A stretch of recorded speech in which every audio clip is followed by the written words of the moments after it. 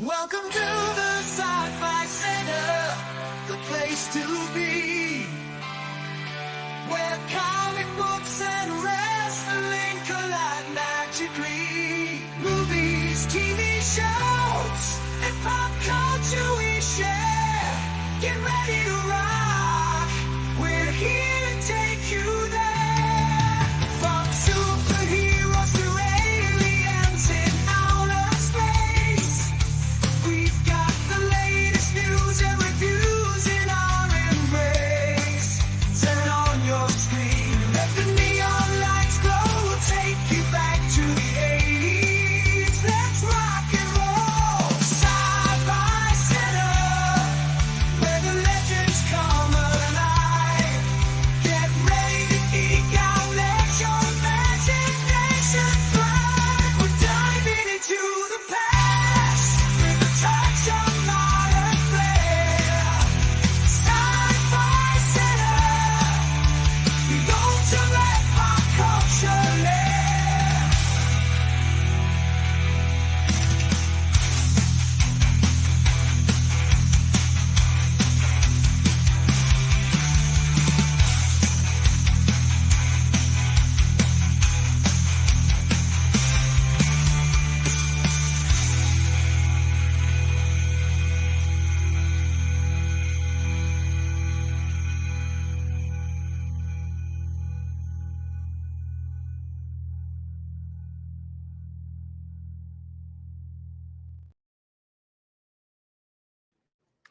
Happy Saturday. Happy last Saturday of June. Next time we see you guys, it'll be July. And it'll be about 113, 114 degrees. It's going to be 110 tomorrow. I got my little cooler here for right now because the air conditioning still isn't working because the guy didn't get the part in time. So we're going to have to go through all this again on Monday. But right now, I'm good. I mean, I can take this for now. Welcome to the Saturday Overnight Live show. This is going to be a really quick show, simple because we've decided tonight, and I'll put this link in the chat, at midnight tonight, roughly around midnight tonight, we're going to be watching In A Volent Nature. Some of you have seen it. I have not, so this will be my first. I've seen a couple scenes from it. I've seen the famous kill scene everybody's talking about, but I haven't watched the rest of it. So I'm going to form my opinion later on. But what's going to end up happening is we're going to go, no matter how much fun we're having, we're going to go to around 10:45 till 11, somewhere around there, and then I'm going to bolt, go get some food, head to the house, and then we will reconvene at midnight, or roughly near there, and we will start this movie. It's the first time we've done a midnight overnighter, or a midnight, a Saturday midnight. We did the late night with the devil one, but that was on a weekday. So here we go. Okay, please like, subscribe, see if you can get us to 1,000 before I head off to San Diego in just under a month. That'd be cool to have that many people watching the content that I have to offer. Got another interview lined up today. So as we get closer and as I start getting answers to our emails, I will start announcing exactly who's going to be where, what, and who we'll have access to when it comes to interviews and stuff like that. So most of you joined us earlier this afternoon. I hope you guys enjoyed the Total Recall. I've seen that movie a bunch, but I know there were some people who hadn't seen it in quite a while. So another Philip K. Dick movie in the win column we've done between Philip K. Dick and John Carpenter. We've covered just about all of their category. The ones that we're going to watch. We're not doing Big Trouble in Little China. So, all right, there's Clint with his duck. Hello, Ozzy. How are you doing? Anyway, Dracula, what's going on? Yeah, well, that's just Vegas in general, but right now, given the air conditioning system. But like I said, it was supposed to be over today, but we didn't. It just didn't have. Like I said, when all it takes is one person not to do what they're supposed to do, and it could fuck up an entire weekend for somebody. All this guy had to do is get the part the night before, and he would have came into the day ready. I don't know why the hell he waited till the last minute to get something that you know you needed to do this job. I'm not going to name the firm or anything like that because I want my shit to get done right before I put them on blast. But yeah, this is I was pissed. I'm like, you're not just costing me an afternoon, you're costing me 2 days, because if your ass can't be here till Monday, you fucked up my weekend, and it's 110 outside. Or I don't even know how the sun is going down and it's still quite hot out here. What's the temperature? It's 103 right now at sunset. Lowest it'll get, it'll be about 83, which is not bad, but that's just what, the barometer, your concrete, everything else bleeding up. It's just basically 100. Yeah, fourth is going to be in 13 and 116, which will be pretty fucked up. But no rain. Cheers to that, I guess. All right. Yeah. Put the link in the I put the link in the chat for you guys who want to be here at midnight. At some point, since Sister Kim's is not open right now, I am going to take a break and order a fat burger. Have it brought to me. Because yeah. I will form an opinion about A Violent Nature after I've seen A Violent Nature. I heard the walking part of it is the appeal, the POV part. I mean, I can't tell you until I've seen it. Yeah. There's definitely a component of it, because it takes the perspective of the killer, which is definitely a very novel approach for a slasher movie. But yeah, it's kind of like you kind of need to see it play out to really kind of understand like how different the feel of it becomes when you're over the shoulder of the the guy doing all the hacking and slashing in it. I think you mean The Odd Couple, but if you're going, I didn't know if you were going or not. If you're going, let me know, because I usually don't get my hotel this early because the deals creep in really like last year. I got like a killer deal. Let me know.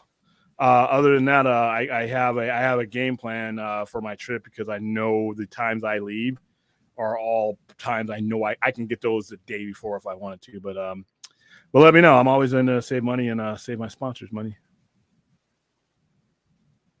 Next is an underrated. Yeah, a lot of people don't even know that's a Philip K. Dick movie. You're right. All right, so tonight's topics, like I said, we're going to blast right through them. We're going to celebrate. I plan on I'll probably get this set up while we're doing A Violent Nature, but I'll set up the screening for Spider-Man 2 tomorrow. I'll be getting ready for tomorrow. I will put it on for you guys, but I'll be getting ready for Game of Thrones and Forbidden Door, so it'll be like an in and out thing. But we're going to talk about Spider-Man 2. The 20th anniversary tomorrow, as a matter of fact. We're going to talk Forbidden Door, Will Ospreay versus Swerve Strickland. For those of you wrestling fans, for those of you who are not, hey, sorry, I'm a wrestling geek. You just bear with me. We're going to talk about that one. A lot of good matches on the card tomorrow, and I'm also going to do a wrap up show tomorrow along with our Game of Thrones. So we're going to be on the air a lot. I am having a decent to above average time with the Acolyte. I don't. If you objectively watching it, I don't get where a lot of the nonsense comes from. It's one thing to have an opinion, but I started hearing a lot of these opinions before episode 1 even dropped. So it was almost like people were waiting in the bushes to pounce on this thing as soon as it came out. Is it a perfect Star Wars show? Absolutely not. The dialogue, I mean, there's a lot of plot holes, but all the Star Wars that people hold tight like teddy bears, I could sit there and point out a lot of shit about those too, and I didn't let it stop me from enjoying it. So, I like I said, it's to me, it's very watchable. And this last episode, I really enjoyed the lightsaber duels. So we'll talk about that. Let's see. Thank you for the $5 super chat, William. You gotta play that trailer I sent you. It's like Rebel Moon but cooler. Yeah. Do I wait a minute? Listen, I gotta be careful when it comes to playing trailers that I don't have blanket approval for, because we're starting to get we haven't gotten a strike yet, but we're starting to get demonetized on some of our videos, like the Nosferatu one that we did the other day. We got demonetized. The video, that stream got demonetized. They didn't strike us, but they demonetized our streams. So only certain studios give us if it's Warner Brothers, from Warner Brothers site, they'll waive it. Disney, Marvel Studio, they'll waive it. Lionsgate will waive it, but what was the one for Focus will not. I will still get the hit. A24 does not. I still get the hit. I didn't care before because we were, a little measly channel, but now that we're starting to climb up there, once we reach 1,000 and we start getting hooked in on our AdSense, I don't want to have a bunch of videos that can't be monetized. That'd be kind of pointless. So I need to do some research on that. If it's a major studio that we've played before and didn't get a hit, then fourth, I don't mind playing it. But if you notice, I'm a lot more careful these days. Since the 16th. That I don't know because Rhea joined. I mean, as soon as she was doing it, she was giving gifts. So yeah, that'd be great if you wanted to do that. Thank you for the support. Trailer 2 is the best. Let's look at this. Let me see who did this. First, I got to find out what company is first, because if it's like if it's like an indie or something like that, then it's absolutely not until, unless I get, permission from them.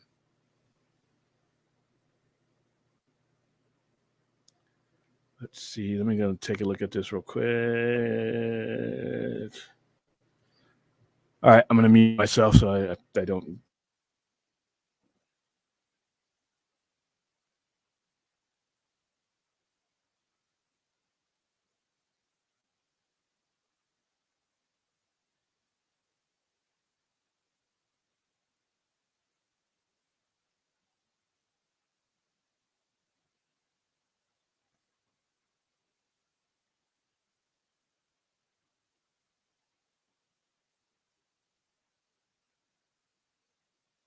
Yeah, I need to find out if I can play that without getting us hit fourth. I mean, it looks cool, but I gotta. Well, yeah, when it comes to trade like that, I didn't think we were gonna get hit on Nosferatu, but we did. There was another one a couple weeks ago we got hit on. I'm like, damn, you guys want us to? They didn't take it down. They'll keep it up, but don't want to get in the habit of that. But thank you, $5.07. Thank you for the support. As soon as I find out if I can, then I will. All right, let's see. Yeah, because you're in Australia and you're in the wintertime. I am in Vegas and I am not. All right. What do we want to hit up first? We are going to go ahead and hit up Spider-Man 2. I know you have a lot of thoughts about this one, so I'm gonna... Oh yeah.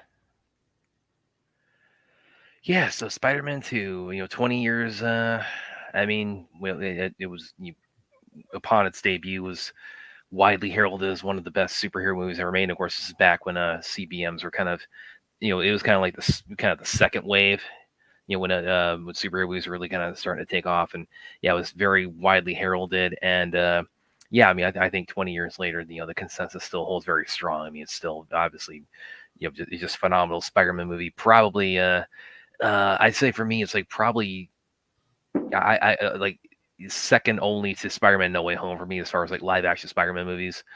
And even, when the cool thing about that too is, of course, No Way Home, just because, the story of Spider-Man 2 is with all preceding live action Spider-Man movies, the legacy that it left is, I mean, it's so, it's so enshrined and so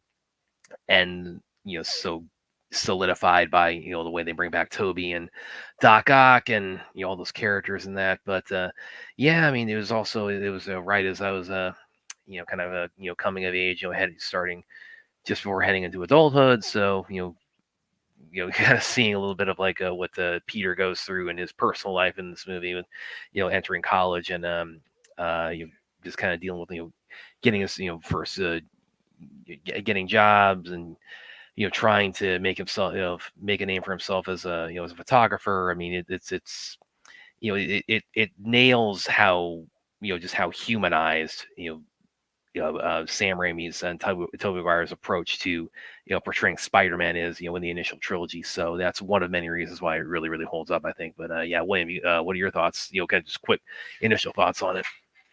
Have it as number 4 on my Spider-Man movie list. I think I have it behind both. Actually,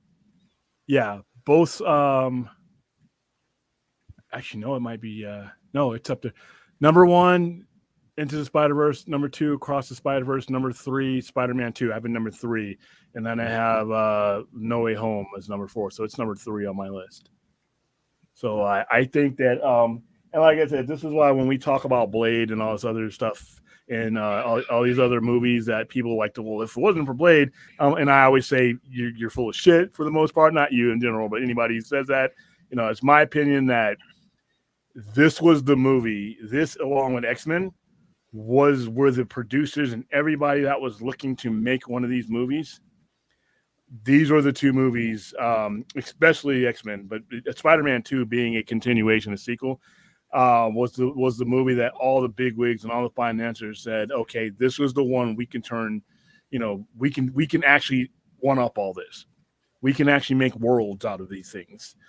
And Spider-Man 2 being probably one of the best comic book sequels, one of the top 10, in my opinion, one of the greatest comic book movies ever made. I will agree with that. But sequel-wise, it carries on the spirit of the original consistently in a way that I think that a lot of movies just don't. Like I said, we're like talking about Blade. I know you guys like Blade, but even if I had good things to say about it, and I don't have many, it's a drop off from number 1. It's not an improvement. It's you can maybe disagree about the degree of drop off. I think it's a plunge, but when you look at a movie like Spider-Man 2, it's not. Spider-Man 2 goes up. It does what a lot of sequels strive to do. It actually improves and expands on on the story, and it's easier said than done because you see a lot of movies that don't stick the landing, that don't get it right, and you can kind of feel that they're all business.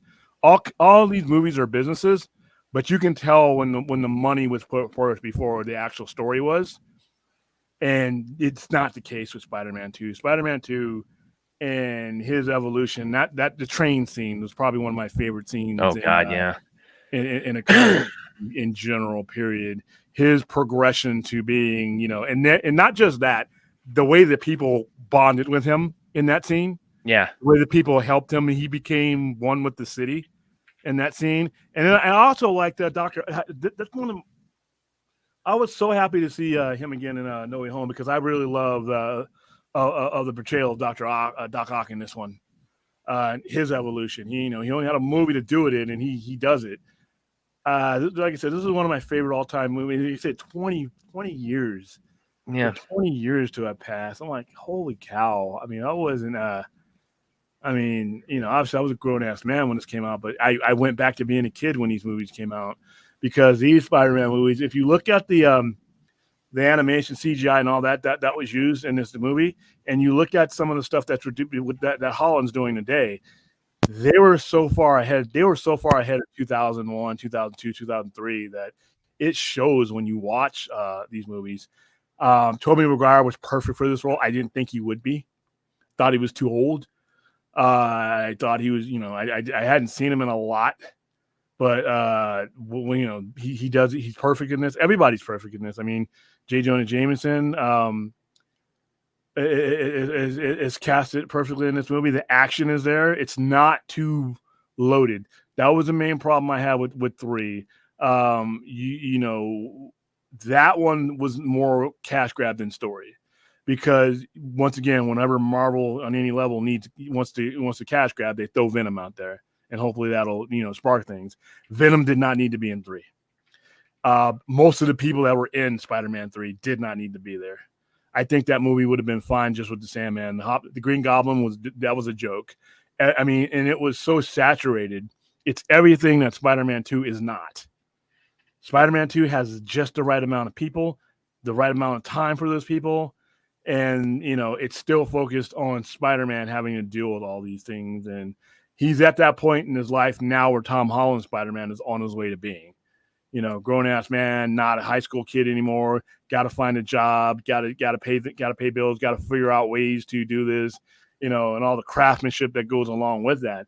Because some of the coolest things about reading some of the earlier Spider-Man books was, he's got to get these pictures of himself to so he can sell them to J. Jonah Jameson, who's trying to hunt him down. That was just the basic stuff that Spider-Man went through, and they keep it simple. they keep it simple with the original Spider-Man movie, with excluding 3. Spider-Man 1 and 2, they keep it simple and they keep it relatable. The one things I have about obviously the Holland movies is the look and feel of Spider-Man. I love. I don't, as long as he's got the basic costume one, not the Iron Spider one. I like the actor. I like Tom Holland. I just didn't like where he was put in. Instead of these movies where Spider-Man has to figure things out, has to do his thing, and has to come into his own, he's basically Tony Stark's lapdog. Even when Tony Stark is dead, Spidey gets upstaged by like a dead guy's glasses in his second movie, and I'm like, so I enjoyed these movies when they were released. The promotion, I mean, they made a lot of money. Even 3 made a lot of money, even though it wasn't a very good movie. It made a lot of money. But 3 benefited from the majesty that was Spider-Man 2. So I really, really enjoy this movie. It holds up today.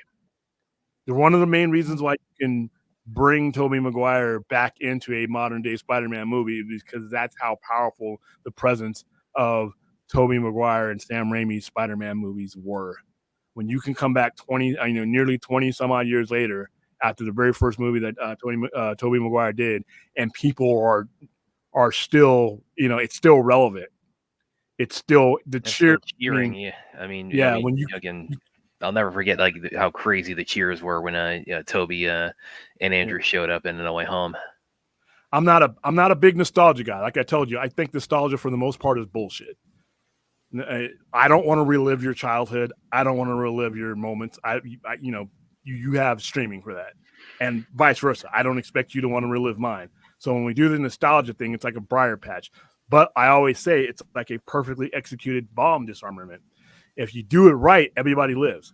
If you do it wrong, the whole block gets blown up. When it came to that, the IP of Spider-Man had been so well taken care of since 2000 that it wasn't, it was ripe for that. So, that's why you got this. The same thing with Andrew Garfield. The Spider-Man IP, regardless how you feel about these movies, was consistently out there and always on your screen. And I think that helps as well. But we didn't have the MCU. We didn't have, and a lot of people will look back on these Spider-Man movies and some of these, singular movies through the lens of the MCU. And I think it's important not to do that because it's the other way around.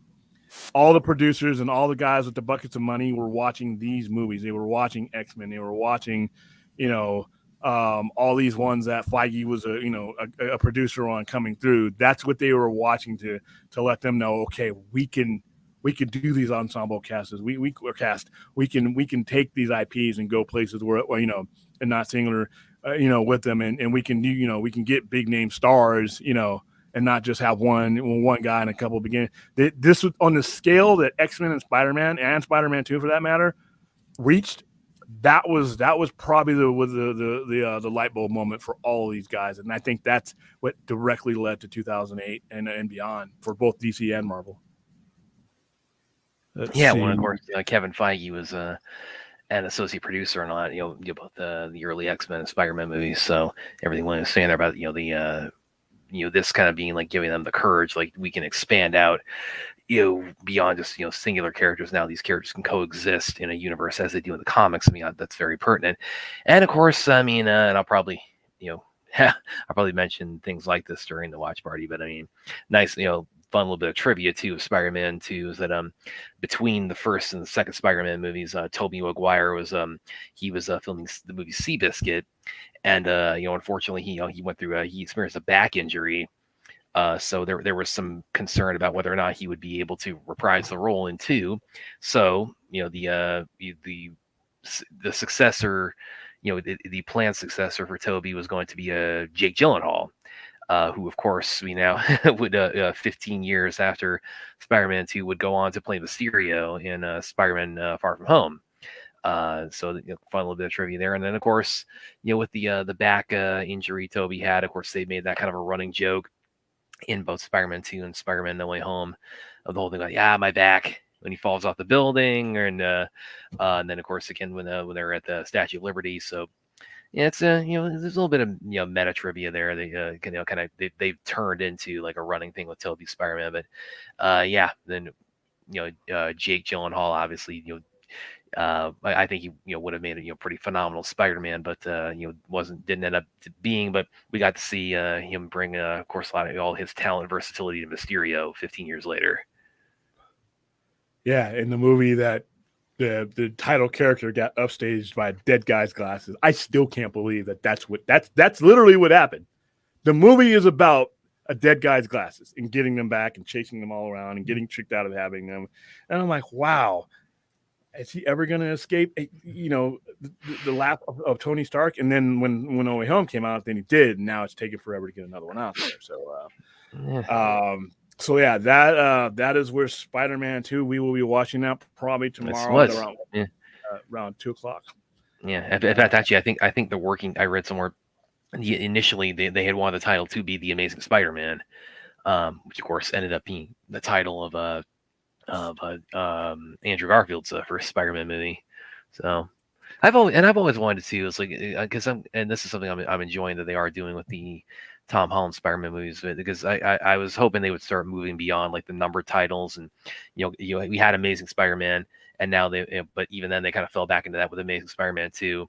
But they've done with like No Way Home and all the home titles in the MCU. But I with Amazing Spider-Man, I was hoping they'd start moving into like we'll call it Amazing Spider-Man, then we'll call it Spectacular Spider-Man, then Sensational Spider-Man, then Web of Spider-Man, and all the different kind of monikers are ascribed to him. So I don't know. We'll see. I guess maybe whether any of that kind of gets applied, either in the MCU or with with Tobey or Andrew's, much anticipated, continuations post No Way Home. But yeah, I really don't want to see Tobey in it. I know it's going to happen as a cameo because of the consolidation of the universes. But if there's a long form movie, a full on feature film, I want to see. I want to see Raimi or somebody do that in Sony or with Lord and Miller, because I think right now is the last. You got to be real careful with where the MCU is going.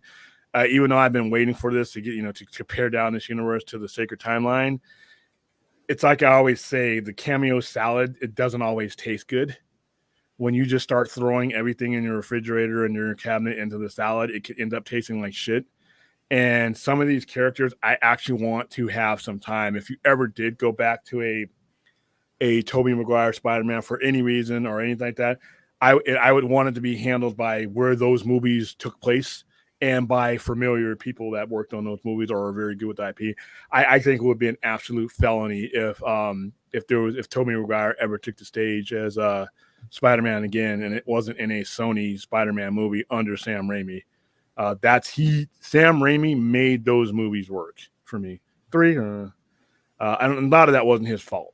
But I don't want to see those. See, those characters, what makes them special is their singular existence coming together. It doesn't. What we're about to see when it comes to Marvel, we're going to see a bunch of cameos and a bunch of shit that's going to be around for 2 seconds before it fades out, because we're going to be focusing on the main characters going forward, things like that. Like even in Deadpool, you're going to see a bunch of cameos and stuff, but not everything. Most of those things that you see are going to be in the story for limited amounts of time. You're going to see him enough to clap, and then that's it. And I really don't want that for Garfield or Tobey. I would rather, if they're going to bring them back, let's bring them back in their own feature-length goodbye story, or however you want to do it. So I hope I don't want to see any MCU Tobey. I don't want to see any MCU Garfield. I do want to see MCU Holland, because I think they've designed that character to fit there. So I really hope we do see those characters again. I just want to make sure that it's a Sam Raimi movie that's not attached to anything that we're about to go through with Marvel. Even though I'm looking forward to what we're about to go through Marvel, it doesn't. Not everything needs to be jammed into the salad bowl. Dracula. Looking forward to tonight's film. We're waiting to see. But yeah, I've been waiting, and I knew, even when it came out, I knew I wasn't going to see it in the theater. And I was like, let's go, since I knew it was, it was going to come out on streaming soon. I didn't think it would take this long, but now that it is out on streaming, we can watch it tonight and have some fun there. So, yeah, I mean, like I said, I saw the one main kill that people were talking about. I'm going to go out and I know this is going to piss a lot of people off. Yeah, it's graphic, but it's like a mockery of the genre. If that's what their goal was, in mission accomplished. When you see kills in these type of movies, even with Jason, there's an art to it. This particular kill is just like literally, it's one of those moments where I was waiting for the camera to pan out, and Wile E. Coyote's cutting open an Acme box for more things to do with this kill, because it's like, okay, yeah, it's graphic. Give him, the golf clap on that. But I was like, it's 10 Ds, I think, probably. Yeah, it had me, a guy who's into all that. Was that necessary? I mean, what was all this? I don't know. You guys will get to see it tonight. You can judge for yourself. Overall, I'm looking forward to it. Like I said, I mean, I've been looking forward to it since it came out. It's like I said, to give my judgment on it. Obviously, Spider-Man 2, I've seen a bunch of times, but yeah. So when it comes to Spider-Man 2, it's up there. It's up there with one, great superhero movies. And anybody ever told you that Sony can't do Spider-Man when they want to, and when they put the resources and the right people in charge, all of those people are still alive and still employed by Sony, by the way, in some ways. They can put on the best. I just gave you my top 4, and we don't even reach an MCU movie till I get to number 4. Well, and they maybe what they have trouble with is like doing non-Spider-Man villain movies without Spider-Man in them. That's maybe they lost their balls. They lost their balls, and Amy Pascal and some of these other guys, they've gotten too addicted and too reliant. She kind of lost her marbles too. Yeah, that too. They've gotten too reliant and too dependent upon what goes on in the MCU. You own the IP. Get the right people on it and start doing Spider-Man. You've already proven it. All these guys are, like I said, the Cro-Mags are too confusing. They're never gonna let, and they always say, "Well, Feige would never let that happen." Get the fuck out of here with that. It ain't up to him. Sony owns the IP. Period. The worst, if when it comes to their deal, Feige has control in as much as where he says, you know what, if you don't agree to this, I just won't make a movie. I just won't make a Tom Holland movie. Sony is greedy, so they'll be okay. Well, that's kind of why we haven't. That's the holdup right now, is they want to do some crazy shit, and Feige wants to do his thing, and since they have to agree, Sony has the final approval. We have to get past that. I actually side with Feige on this one, because take that Spider-Man that you spend all these years developing, do your thing with it. Sony, you do your thing, right? And hire the right people. But they're so reliant on that aura that they don't realize that Sam Raimi can take a paycheck just from them, just like he can from anyone else. Lord Miller worked for you now, or working on projects for you now, or working on Spider-Man stuff for you now. So. I think eventually they'll come around, but yeah, they seem afraid to use the IP that they own. So we're getting all these offshoots instead of just doing a Spider-Man. You put Garfield and or Toby in any single Spider-Man movie right now, that movie's gonna make money. But I always hear that, like I said, the fanboys who the surface fanboys, what I call them. I listen. You know how much respect I have for Kevin Feige and what he's done with MCU and Marvel and Disney Studios and Sony. All not Sony, but all the stuff from the earlier movies and Fox and everything else. But when it comes down to it, Sony owns that IP. Nothing goes on with Spider-Man theatrically or on a big screen unless they say it does. And if they say it does, they don't need anyone else. They need to start acting like somebody who has control over the IP that they own, and stop giving me Madam Web. Even though that movie, if they would have stuck to their original guns and not got scared, probably could have, explained a lot of stuff. But once again, they're so afraid to not have the Holland Spider-Man at their disposal. They're letting 2 other ones grow old that can still play the Spider-Man and still make you tons of money. Remember, Sony, you're greedy. Be greedy. So. Spider-Man 2, one of the great comic book movies of all time. In my And opinion. Aaron says she wasn't aware that it almost ended up being called The Amazing Spider-Man. So yeah, I'm glad she shared some trivia on that tonight. And we actually have a super chat about it too. William Brad, Dr. Curtis Constantine, Amazing Spider-Man appears in Venom Last Dance trailer. Do you think Andrew Garfield will cameo? I don't know. I mean, yeah.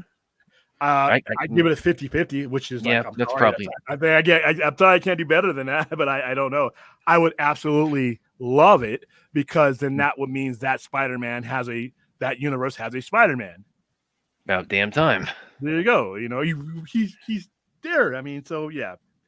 All right. So how you doing, Daryl? Thank you for the support. What was it? I'm sorry.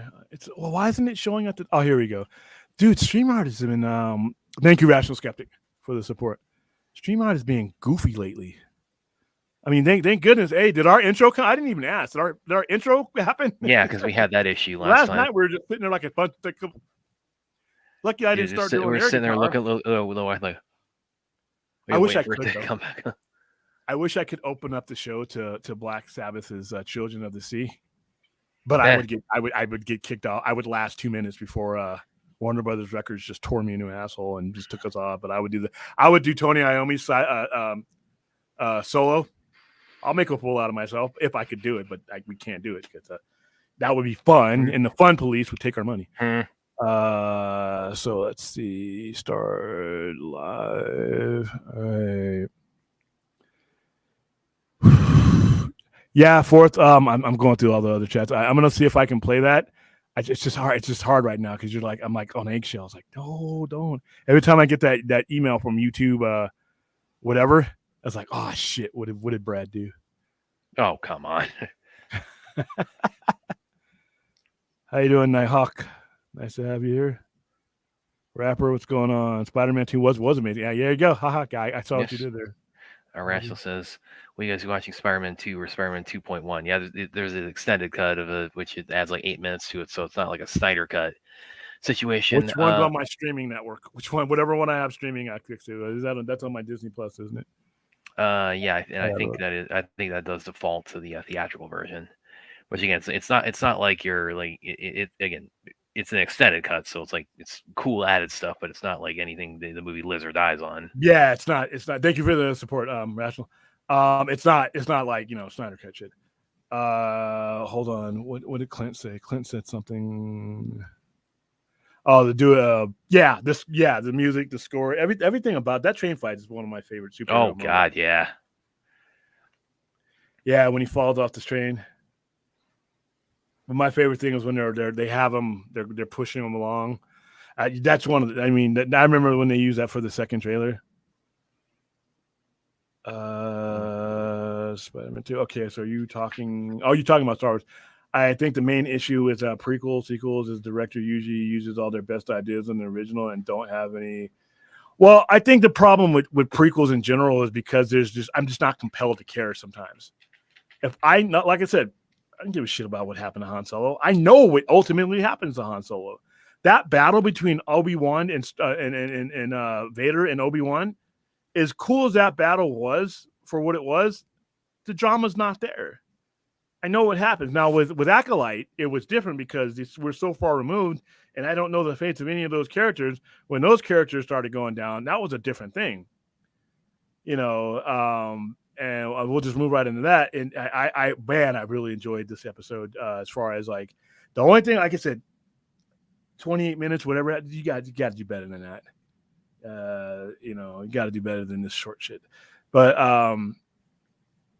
one of the plot holes, like I said, there is and I'm not going to give away too many details because some of you guys haven't watched it necessarily. There's a Padawan fighting the Sith. She's a Padawan. Not going to tell you the outcome of the battle. Given his ability throughout the episode and the fact that he's very effective, she took him to the ropes. And the outcome wasn't very sporting as far as like, okay, you motherfucker, you couldn't, all right, I see what you did there. But another thing, like I said before with Acolyte, is that they don't show enough of the good stuff on screen. There are characters that get blasted and wasted that I see like lying there after. I'm like, what are you doing? That thing could have been cool, man. I like the main actor. I forgot what his name is. This is his first English role. This is his first English role, and he learned English to play this role, from what I understand. Which is, damn, you got people can't even learn another language to get a job. And this guy, learned it, And from what I told, English is one of the easiest lessons learned. I do like that helmet. That helmet is cool with the teeth on it like that. For once you find out who he is, though, like I said, I had guessed it. But there's not that many characters on the show. It could have been, but guessed it. Have you been watching Acolyte? Yeah. It's, I am behind the last episode, but yeah, I've been following along. Shit. Well, so yeah, I have had things revealed to me. So, but like I said, the battle and the battle that took place, I think you'll kind of enjoy it. It takes place in a forest, and it's sort of close quarters. Yeah. And like I said, it was hard. I mean, it's like the raid. I knew that was where you were going to go with it. Who in the chat has been watching Acolyte? So I can tell who we have. Yeah, let us know in the chat, guys. I wonder what Acolyte's viewership is too, because I know people were telling me they're going to boycott and all this shit that they're boycott this, works there. I wonder what they're doing out here. It's, how many? This is reviews. I don't care about the reviews. I can't get to the screen. I gotta look it up because I know a lot more people are watching it than a lot of people would have you think are watching it. They would have you think that nobody's watching this show. Hold on, because I actually think let's see, cool. I like the costumes. I like the Jedi uniforms, the white and the yellow. Like those. Like I said, the only thing I don't all I want to do is give me. I don't care about Rotten Tomato scores. Okay, Acolyte views go to 11.1 million on Disney. This would be in the first 2 or 3 episodes. So that's actually, Disney Plus doesn't generally release viewership data for series just after 1 day of streaming. In August, the streamer said that Ahsoka drew 14 million views in its first 5 days. As of now, Acolyte is on track to zoom right past that benchmark, but it'll need to sustain viewership over the weekend to do so. That's when most people watch these shows, to be honest with you. All right, Screen Rant. You guys seeing it? Do I have it on the screen? No, I don't. Oops. Hold on. All right, forget Rotten Tomatoes. New viewership data shows what's really going on with the Acolyte. The Acolyte, Disney's new Star Wars show, may be review bombed, and it is being review bombed. But new viewership data gives a sense of what's really going on. Star Wars fandom has always been prone to division. No shit. But Leslie Headland's Star Wars Disney Plus TV show seems to have become a massive flashpoint. The Acolyte has been review bombed on Rotten Tomatoes. The audience score there now stands at an improbable 14%, lower than the ill-fated Star Wars Holiday Special. New viewership data from Variety gives a sense of what is really going on, though, provided by Illuminate. That's the first time I've heard of them. This data shows that minutes watched on every streaming original TV show over the period of June 7th to June 13th is largely a boost from Netflix, but the Acolyte's performance is very interesting indeed. So it was number 6 out of 10, so it's right in the middle. And the only reason you have Bridgerton up there too, eating up 2 spaces. All right, the real winner of the week is, of course, Netflix, but it's important to note that Netflix TV shows are boosted by this specific metric. The streaming giant releases multiple episodes at a time, whereas the Acolyte The only entry from any other streaming service only dropped a single episode last week, which means we're effectively comparing 4 episodes of Bridgerton. Everybody watches that show but me. Do you watch that show, Brad? Bridgerton? Yeah. No, I know of it, but I haven't seen it. Yeah, I can hear about it everywhere.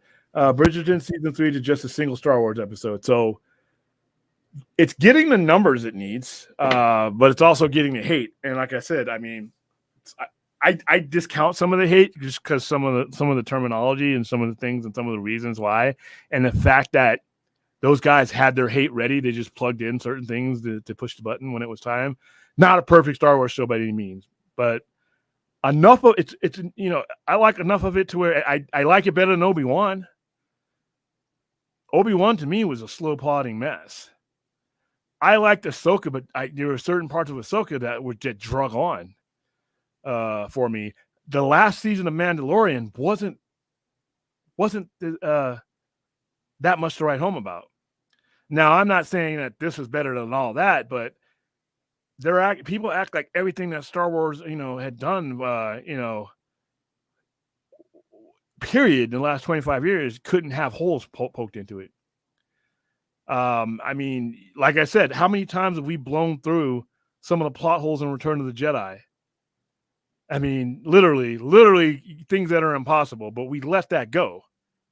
We let so much shit go in Return of the Jedi that it's like, that was just fine. But, now we get to these shows and it's like they pull them apart.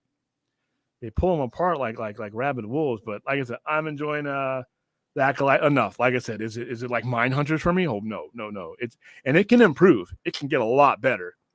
And maybe it will. Maybe they'll stick to landing. But it hasn't lost me. And there's a lot of shows that I start and I'm like, this ain't for me. I get 1 or 2 episodes in. I got an episode and a half, I think, in maybe if that much of like my Adventures of Superman. It took me very little time to know that show wasn't for me. This show still got me. Episode 5 going into episode 6, only 2 episodes left. It still has me. So, chat, have you been watching? Have you been watching the show, and what do you think? Objectively, what do you think? I don't need to hear the history of hate for Star Wars. This particular show, what do you like about it? What do you not like about it? And if you're watching this show, like a lot of our viewers are, later on, just leave a comment in the comment section. I'll try to get back to you on it. All right. Okay, cool. Thank you. Vince has been posting memberships in the Discord, which I need to get more. I need to get back on the Discord. I'm not on it as much as I should be.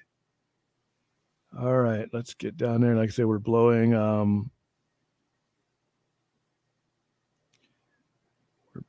past this because this is going to be a short night, so we can get home and watch this guy walk through the forest and kill people. Yeah, again, it's like, and who? I think it was. Let me see. It was Azteca who said. Let me see. Yeah, Azteca said it's not even the gnarly. I don't know if I'd go that far and say it's not the gnarliest kill, and because like what I think, like what else could you? There's only one other I could think of that I think might. Well, I've seen shit in Hellraiser that's over the top too. I mean, when people getting ripped apart by fish hooks and shit, so that's kind of gross.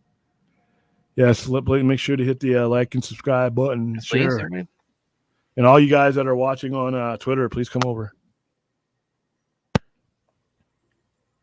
Erin says she's never seen. Yeah. Again, I know of it, and it's, it's got people. I know of and other properties I follow, but I've just never tuned in.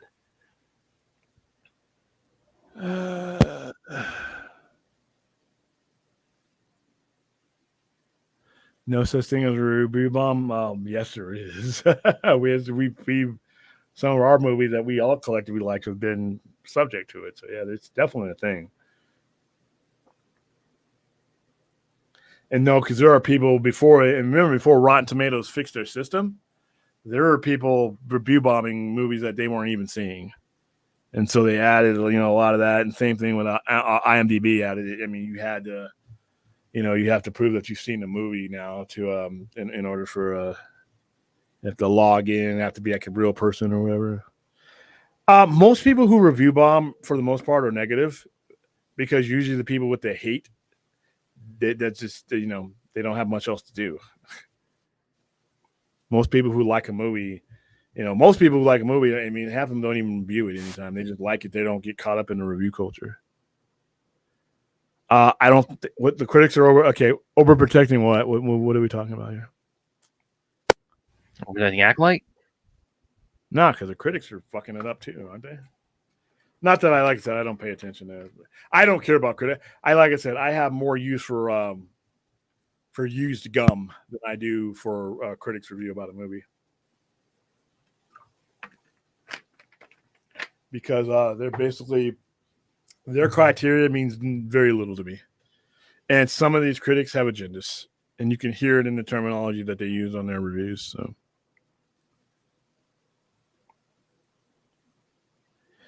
all right, we're just gonna blow through some of these. Okay. What's this? Spider-Man for a Cause. Oh, cool. He's on Twitch. Thanks for coming in, guys. Definitely. All right. That wasn't true. You're talking about Captain Marvel. You just, why do you always just pick one movie and think that's what I'm talking about? I'm not even remotely talking about Captain Marvel. RT had a rating for, do you want to see this movie? Yes, tell us why. No, that's just, that wasn't even any of the movies I was referring to. 3 shows are going. How's it going? It's going, going very well. Nice to get a viewer in from Twitch every now and then.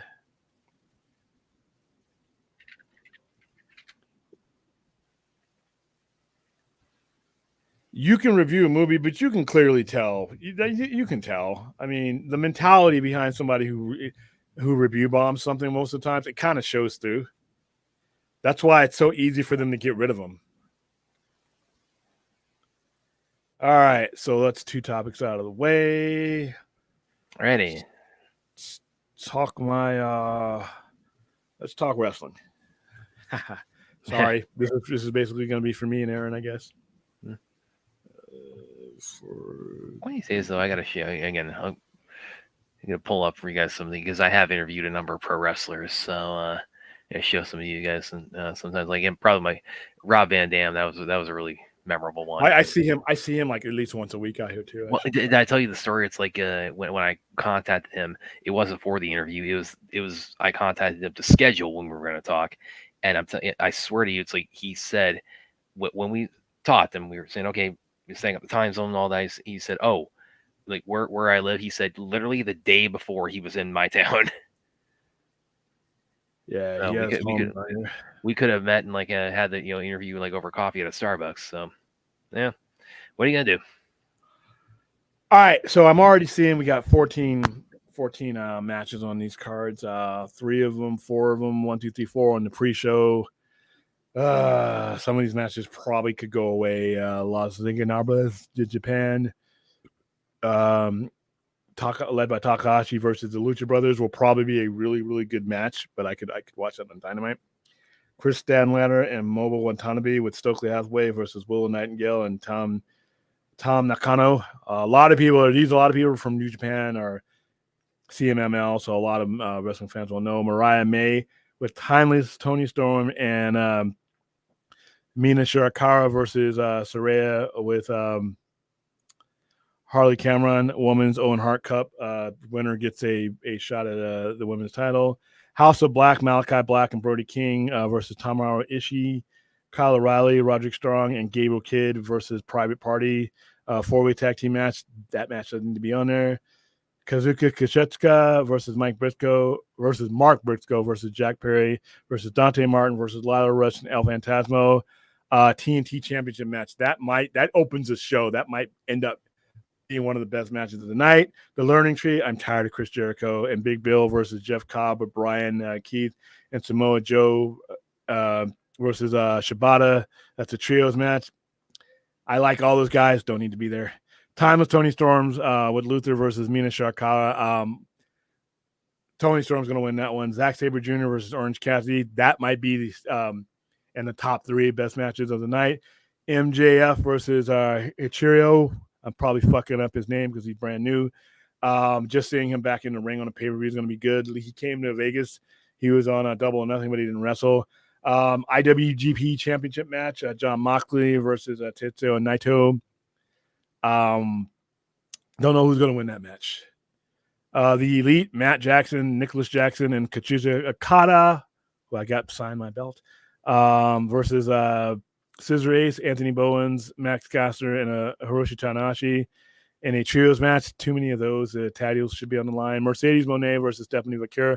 That's going to be a good match. I think Mercedes is going to take that match. Bryan Danielson versus Shingo Takagi. That match should be good. And then the main event is Swerve Strickland, world champion versus Will Ospreay. Possibly will most likely be the best match of the night. Anytime you put Will Ospreay on the top of a card, he performs. I got to see the man perform here live in Vegas. Going to be watching this while I'm watching Game of Thrones. This is for hardcore wrestling fans, because if you're not watching CMLL or watching New Japan and things like that, you're looking at these names that are really hard to pronounce. You're like, ooh, what's that?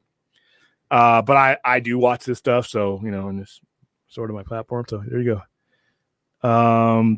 10 matches on the main show, yeah, and matches on the undercard. Oops, meant to get rid of that. Yeah, so it's a 14 match card total, which means it ain't gonna end. So when I do my Game of Thrones show, I'm gonna have that up on the TV while I'm doing my Game of Thrones talk. So I'm gonna have to multi-task. Yeah, RBB was way ahead of his time, and he was one of the few guys in ECW that found a way to make it through that ordeal without destroying his body, because now he's 53, 54 years old, and he's still in great shape, and he's still wrestling at a high level. Yeah, 4 matches. Yeah, 4 matches at the buy-in. When we went to Double or Nothing, man, that buy-in show was pretty long. But it gave it a lot of time for people to go out and buy, because I know they were selling a crap ton of merchandise at that show, and nobody was watching the buy-in. And all the WWE marks, oh, look, it's empty. No, they were buying that expensive beer. They were buying those belts. I saw one guy buy a championship belt for like $12,000. Samoa Joe had signed it. And I'm like, damn. And people were buying T-shirts and everything. So that buy-in, that allows you to get into the building, and it allows for people to decide, do I really want to buy this pay-per-view? But see, I'm already in, so I'm going to be watching it. Yep, and 10 matches on the main show. All right, so we've covered that. Now, let's see, what is A Quiet Place night one, A Quiet Way day one here. You saw it, right? Yes. Give me your review. Quick short review. I thought it was great. I really, really dug it. It's really maintained the the feel and the horror movie potency, that the first two had, because again they've just created this world where, I mean, people, as a matter of survival, have to maintain silence, and of course they've shifted the environment now. Now it's on Manhattan Island, and it's right when when these aliens first arrive, and you just start decimating humanity, they still play around a lot with this is a mostly dialogue-free movie. There's still a lot of the sign language, but that really gives like Lupita Nyong'o and a lot of the cast a chance to really kind of show a lot of their versatility, with doing things like sign language or communicating through other means. I thought it was really, really effective. Again, a lot of the scares, a lot of the suspense. Again, really just maintaining what the first two did, as far as just people just living in this world where they're just constantly walking on eggshells, and that in itself, is a danger for them, because you make any noise, these creatures are going to come after you.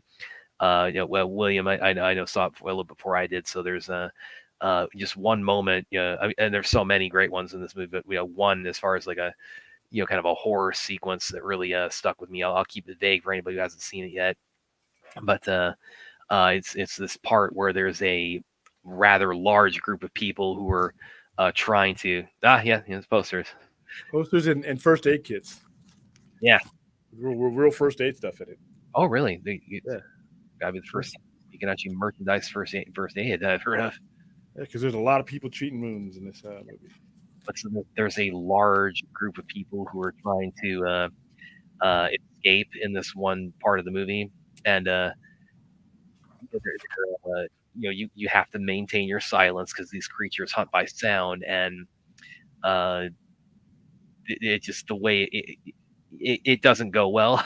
I'll leave it at that. Well, because nobody thought, they were just like, I gotta get to this Yeah. point. We got to get to the point. But the two main characters figure out Well, a because way. they're looking around. It's like they're looking at, okay, here's this. This ain't gonna fly. So, and once again, though, there's a plot, and I see, like I said last night, there's another plot hole here too. These things, and we know this from the other movie, so we're not really spoiling anything right now, even though it's been 48 hours. Should already seen the damn movie. They're landing via asteroid. That looks cool, but those things, even with their armor, are not surviving any of that. Because remember, in the first movie, you were able to kill them. She kills one with a shotgun. And even though that's inside the armor, anything that can be killed like that is not making it through space. The Earth's atmosphere is enough to I mean, your reentry, and then the impact.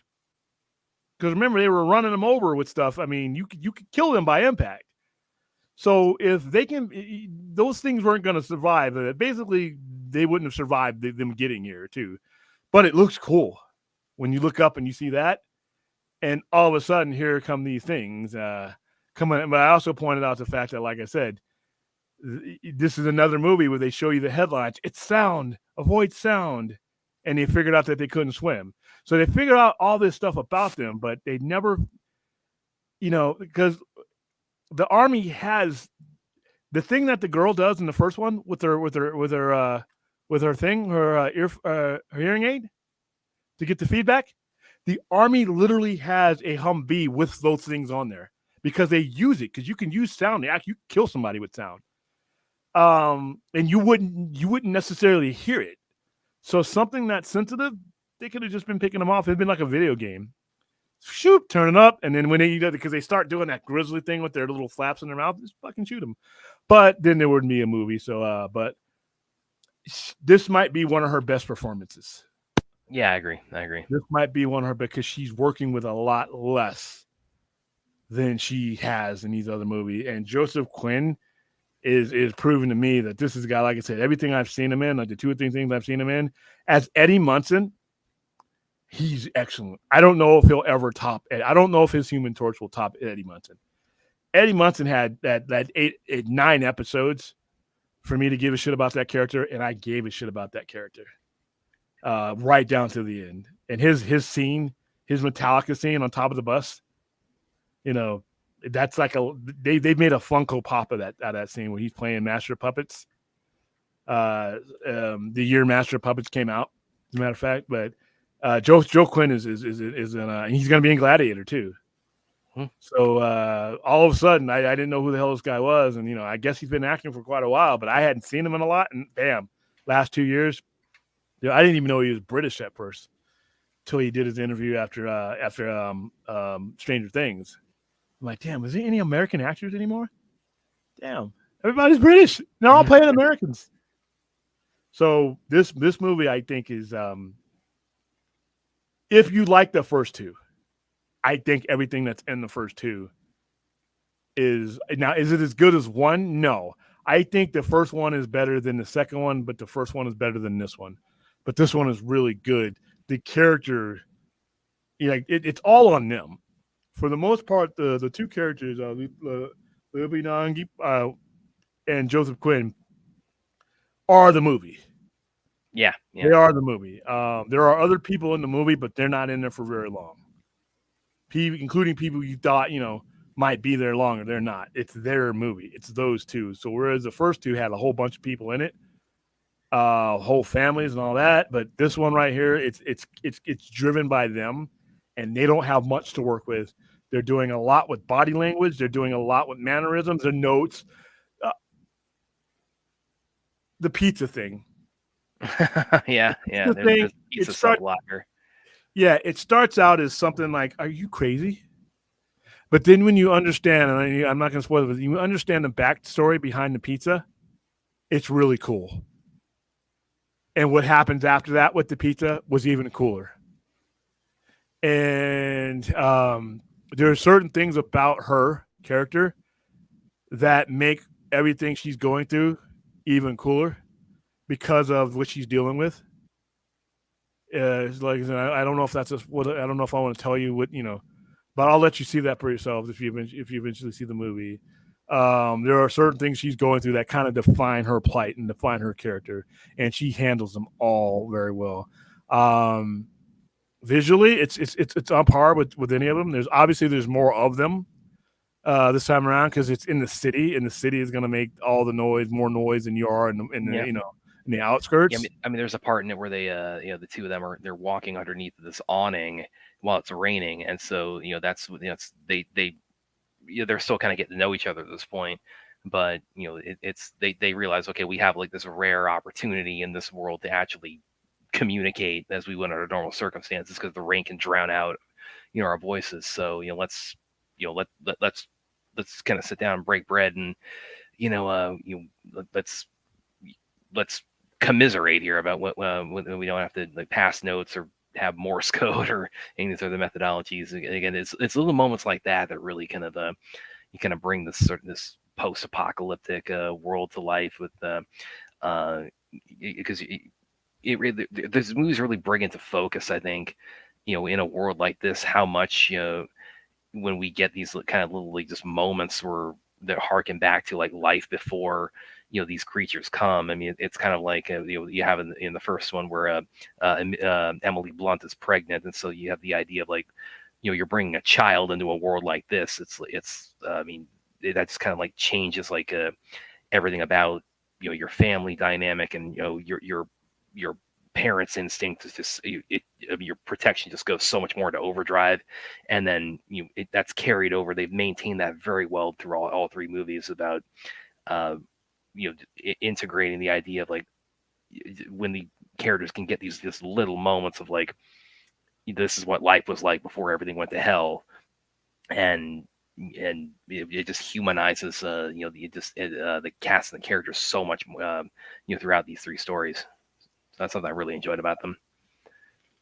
Yeah, and a lot of the stuff is carried over because by the time you see A Quiet Place, they've come up with all these methods and stuff of survival and everything else. Who is Eddie Munson? Eddie Munson. Eddie Munson is the character that Joseph Quinn plays. That was his breakthrough role. It was in Stranger Things. He plays the D&D guy, the Hellfire Club leader. He's the guy who is when Vecna is doing all the killing. He's the one who's originally accused of it, and that's the whole plot.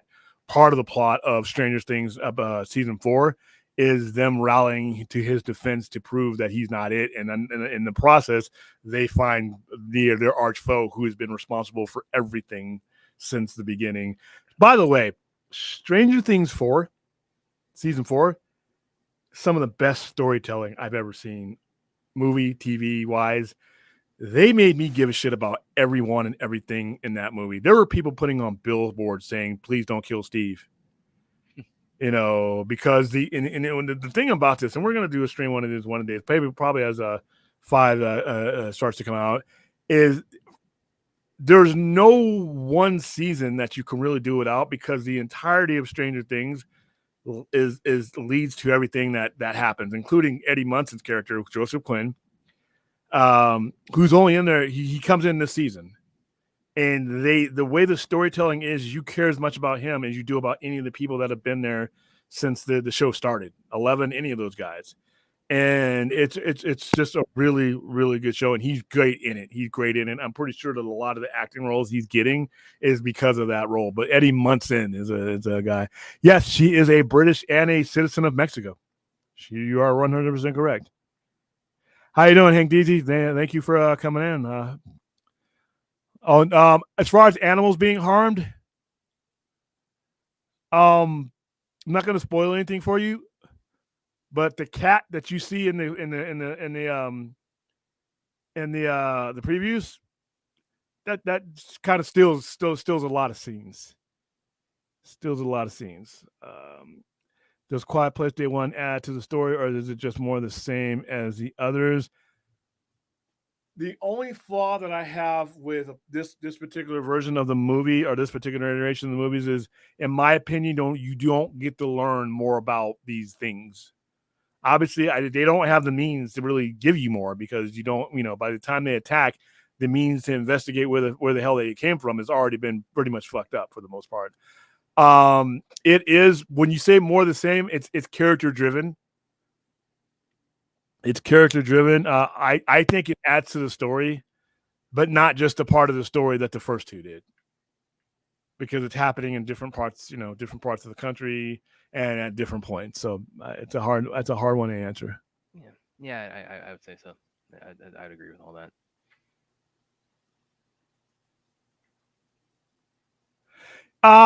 Yes, I will agree with all of this, but I don't. You could still do this and do this well. It doesn't take away from the quality of the movie. I would have liked to have seen, where these things come from. What are they? Are they something that came from a space station that we were doing sound experiments on animals, and that's why they do they come from another planet? Or do they come from, are we doing something on an asteroid somewhere where, we're raising these creatures that, evolve in space, and where there's no, or parts where there's no lights, and whereas they go. I mean, this is something I want to know, and I know they're working on another one. So I'm hoping that, we find out more about them then, because that, like I said, that's the only problem I really had with this, with day one, is that, if you want to say more of the same, as in more of the same as in it's people having to deal with these monsters, that's the premise doesn't change. Season more, like I said, I don't get emotional over too much shit, because I figure it's part of the gamut of emotions. Brace yourself is what I always do.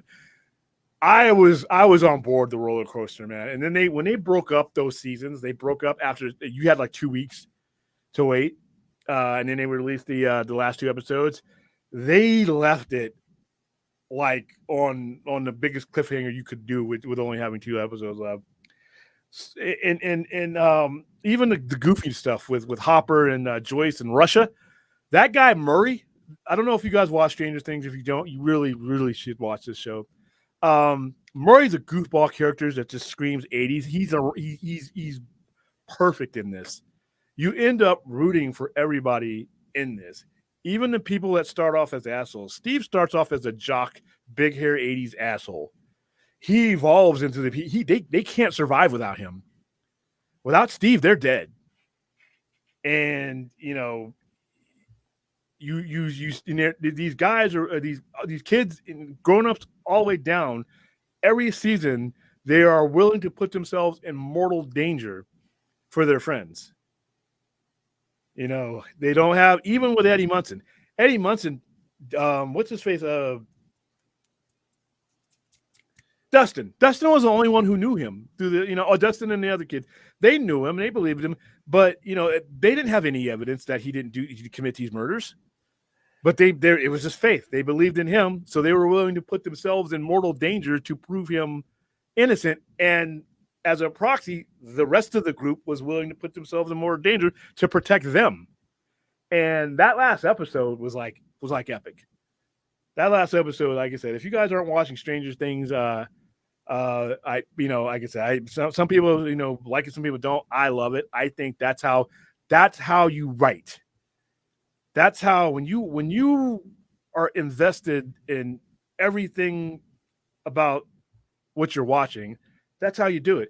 And to be honest with you, most of the stuff that comes out today, even if it's by people that I like and pay money to see it, most of the stuff I see doesn't do that. There's segments of the movie or the story that make me, okay, you can't do without this, but and everything else is like, oh, you're still here? There's nothing in Stranger Things that you can discount, because it's all important. So, and like I said, we're talking about this because Joseph Quinn is probably the best example of getting the most out of somebody's episodes. He doesn't have as much time as the rest of the crew does. They've been there since 2016, since the first 4 seasons. You get him for this one season, and Robin. She came in season 3. She's Uma Thurman's daughter, and what's his face? Ethan Hawke, Maya Hawke. She's the girl where you see the memes. She's wearing the ice cream hat, and she has a little whiteboard, and the memes have taken it over to add other shit to it now. That's her. She came in, and you care about her character too. She has some really good brand. Like I said, we need to do a whole episode of Stranger Things.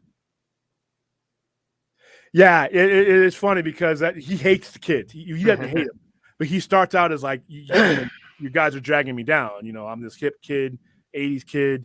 I got to go make a play for the women, and I don't have time to be a babysitter type of guy. But he starts to care about these kids.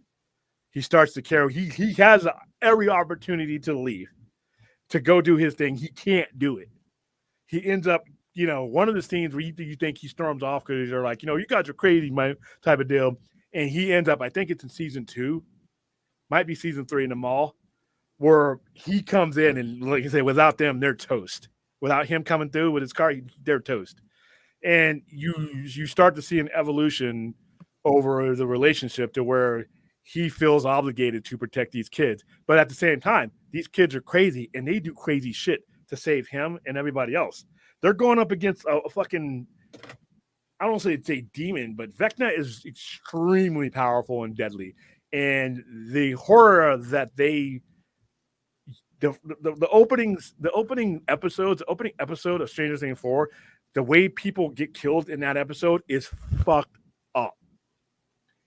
It's hard to watch fucked up. And I can watch a lot. And this is the horror that Vecna, and then you start to realize what he is and what he means.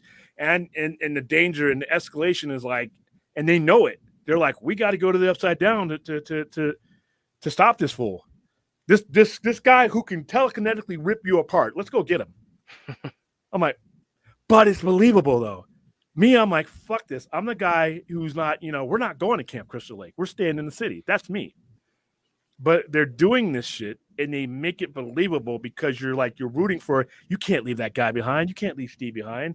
You can't let that, even though you're going to have to do some extremely crazy stuff to do it, you're like, oh yeah. And then when they make it through, it's like you're watching a football game. And then when the ones that don't make it, like Sean Astin's character, spoiler alert, this was like 6 years ago. Sorry.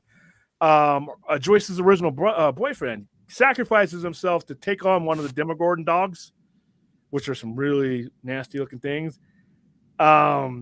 They're coming out. It's one of them's coming after them, and he fights it off, and he gets killed, torn apart. And it's like, wow, and the stakes are high in this show. That's what I like about Stranger Things. It's not, they'll kill people.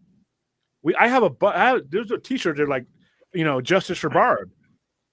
Because that's how you find out there's another dimension, is when these people start, ending up in the Upside Down. We're going to do, like I said, as we get closer to Stranger Things, I think I'm going to do something with it, because if I can just get one person to watch one or two shows, Mindhunter or Stranger Things, I've made the world a better place. Especially Mindhunter, because we need to get season 3, 4, and 5 of this fucking show. All right, let's. I think I covered all my thumbnails, didn't I? Did I do that? I think we have, yeah. And we did pretty quick here. Yeah, well, because of sense of urgency. Plus, I'm gonna let you. What I'm gonna do then? What I'm gonna do? Since we do have the time, I'm gonna open up the chat. But then I'm gonna go order my food. So Brad's gonna be the Steve. Oh, okay. Brad's gonna be the you damn kids. All right, so let's do this. Invite, copy. As we close in, we're probably going to close up shop in about an hour or so I can get my food and get everything and get all that done. So you guys, the floor is yours. The ban list has been lifted, obviously, if we're having an open forum like this, and because I got to go get my food and Brad's going to have to deal with the headache. So here we go. The ban list is lifted, huh? Okay, go get that burger. Sounds like a good idea. Okay, why are we doing fireworks? It is not July. People. Oh, my neck of the woods too. They're already set up. They were starting to set up fireworks a week ago. That was I don't know why that scene with her and the shotgun. Whoa! They were starting to set up fireworks a week ago. Oh, you got the thing going on in the background. Hold on, let me remind you. And running up that hill. I heard that song when I was a kid. And eventually I would get sick of that song after season 4, but they placed that song as part of the story. And then they used it as a final trailer and they amped it up. And I'm like, and Kate Bush is like in her 60s and she's like, dude, I never thought I'd get another moment with this song again. People were downloading it on iTunes and she made like a couple million more dollars after that. And congratulations to her. But that scene where they were in the shotgun scene, where they're in there and they're all just hitting them. That scene, because there's a battle scene in there where they're 11 is fighting Vecna on one spectrum, and they're fighting him in the physical plane. And there's something I don't know. It's been 2 years, right, since Stranger Things 4 has been out. Yeah. One of the other scenes I was surprised you didn't mention, the Snyder homage to Watchmen. I'm not lining up. Explain. The whole Vecna backstory with the Watchmen music in there. Oh, so, yeah. That's history. Was a very good competitor to the Dr. Manhattan backstory. That is a villain that I could fucking hate. He's a villain like I have, sometimes I have pity for the villain because they're like, oh, this happened to him like that. Yeah, some shit happened to him. But he's like, wow. And I watched season 1 and I was like, this is pretty cool. Season 2 and season 3, I fell off. I was like, I don't really care about that show. So I watched season 4 and it came out just to cure boredom. And my lady and I turned to each other like, is this actually pretty good? And it was fucking solid TV all the way through. I mean, it was like, intense. The intensity ramped up. And then they would show you the trailers that would show, like when they show Maya Hark's character, like, I don't know, I just feel like we're not coming back from this one. I'm like, whoa, fuck. Yeah. And I would say when you see it, you're like, okay, that was not just getting you in on a trailer. There's some shit that they should not come back from. Yeah. And I was almost going to fault. I was like, okay, this cast is getting a little too dense, a little too overpopulated. No spoilers, but I was fairly satisfied. One of them I could see coming from a mile away, and they still did it well. Yeah, and you knew because that was the one that was the most expendable. That was because you had people like I swear people were like, people were going to be really upset if Steve bit the dust. And that's spoiler alert, he doesn't, and I don't think they were ever going to. Well, actually, you know what? No, I do, because there was a time where I'm like, when they showed that last trailer after episode 7. I'm like, they're going to kill one of these people and they're going to tear people's hearts out, because the connection to Steve, and even though the seasons 2 and 3 weren't necessarily the greatest, what they did do is serve to bond you to those characters, and those characters grew. Like Robin's character coming along helped Steve's character tremendously. And even though, and you know what? Her brother, what's her face's brother? That was kind of heartbreaking. Yeah. Was the brother a racist or not? He had a really mean streak. Max's brother? Yeah, Max. He was okay. You grew up in the 80s. We had guys like that all the time. Everybody in that show, that was my people. These kids will be the same age. Like if the Stranger kids were alive, they're the same age as me. So we went through everything. So Eddie was the guy I hung with, who had the mixtapes for Metallica. And he was wearing that shirt, but except it was Wasp. It wasn't the Hellfire Club. Hellfire Club was Convoy and X-Men. But that Billy, there was we called them in-betweeners. They were big, strong dudes, but they weren't jocks because they didn't want to conform to that shit. And they weren't nerds, but they were the big, but we had tons of those dudes around. Oh yeah. And those are the guys you get to admit that video games were cool at the time. They played them in secret. They just, but they're the big buff guys, and they get the women, but they're not in any cash. But so we had guys like Billy all the time. And towards the end there, I kind of felt bad for him, because just like Steve, he never got an opportunity to evolve beyond what we saw him with. He ended up being a hero at the end, because he sacrifices himself for his sister, his stepsister that he hates. He ends up coming back, and that carried over to her to season 4. My final Go ahead, man. Oh no, my final shout out for a character, even the pizza guy, who by all means should be a character that my God. He's a Funko Pop with that band. He's hilarious. Oh, and I love it when you meet clones. They're not like literally clones, but the people that work at the type of pizza place, even at other location, are all like him. Yeah, and I felt 1986. That felt when you do period picks and you do it right, not like Wonder Woman 84 where it's just like that looked like shit. But when you watch Stranger Things each season that they say that they're in, that's the way it felt. When they start out in 1984, that's the way 1984 felt. In 1986, with all that that's the way it was. That's the way it was, you know. And whoever did the research of that, even if you lived it, doesn't mean you can necessarily convey it. They convey it, the songs, the sounds, all of that. The look is all, and those people. Hey, what's up, guys? Hey, what's up, man? Those people, Eddie Munson was like literally, I knew 5 or 6 guys in the cafeteria. We were all a bunch of fucking outcasts because we were listening to stuff that nobody wanted to, you know, that we were reading comics, we were playing D&D in the mid 80s. Big shit, man. Yeah. And you would have those guys having the same type of parties. They would have their own table in the cafeteria. And some of those dudes were scary because you didn't want to fuck with some of them, the metalheads at that time. So the nerds, all the outcasts came together because nobody would fuck with us. You can laugh at us, but nobody was going to fuck with us. Yeah, they were pre-trenchcoat mafia at the time. Yeah, so we would have that whole. I wasn't a D&D guy per se, but I would watch them and I would read out the stuff. You would have a whole cafeteria table, and they're rolling the dice exactly like it was in that show. And the Eddie Munson and, like I said, the whole devil worship thing, that's exactly what was going on because they were blaming all the, you know, all that stuff on heavy metal at the time, and you play the shit backwards. It says we want the devil, and like, you fucking idiots. But that's what they were doing then.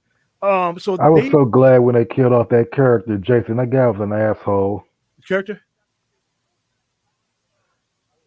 Which character? Daryl? He said Jason. The guy who. Oh yeah, fuck that guy. Yeah. Oh, dude. Okay, no. Okay, yeah, he's an asshole. But I like the way they played his character. He was like a version of what's that movie, Red Dawn, but like on the wrong mission. Yeah, Patrick Swayze's the other character. Yeah. We had those guys. Those were the Wolverines. Yeah, the jock, the guy who basically ran the whole jockocracy like a cult, and if you know you did anything you want, you could to be with those, you know, to be one of those guys. We had those guys; they were there, man. And it's like, you know, and that fight at the end with Lucas and him, that was some compelling shit. Yeah, mm-hmm. That fight was neat. The way he died, because yeah. Like Lucas was trying to save Max's life, and Jason wouldn't let him, and he was like. He just started putting them up. I mean, because he had been intimidated. He'd been afraid the whole season. And he's like, fuck this. And how they ended it, man. How they ended season. I'm like, go ahead. Oh, it's just like it was a climax of all climaxes. Like the way everything came together. You want some hope? There was none there. Yeah. So I don't know. Is there an official release date for season 5? I know they're filming it, but I know they're filming it now. I don't know how. It's been a long time, and 7 is like a grown ass woman with kids. I actually enjoyed that in the backstory too with 11. Yeah. All that was good. Yeah, it's harder to make 11 look like a little girl. Yeah, I know. They're really physically trying hard. They're gonna have to CGI some things. Like they're past the point of taping stuff down. Yeah, you can. I'm not trying to. That sounds kind of sordid, but you can clearly see that these kids are grown.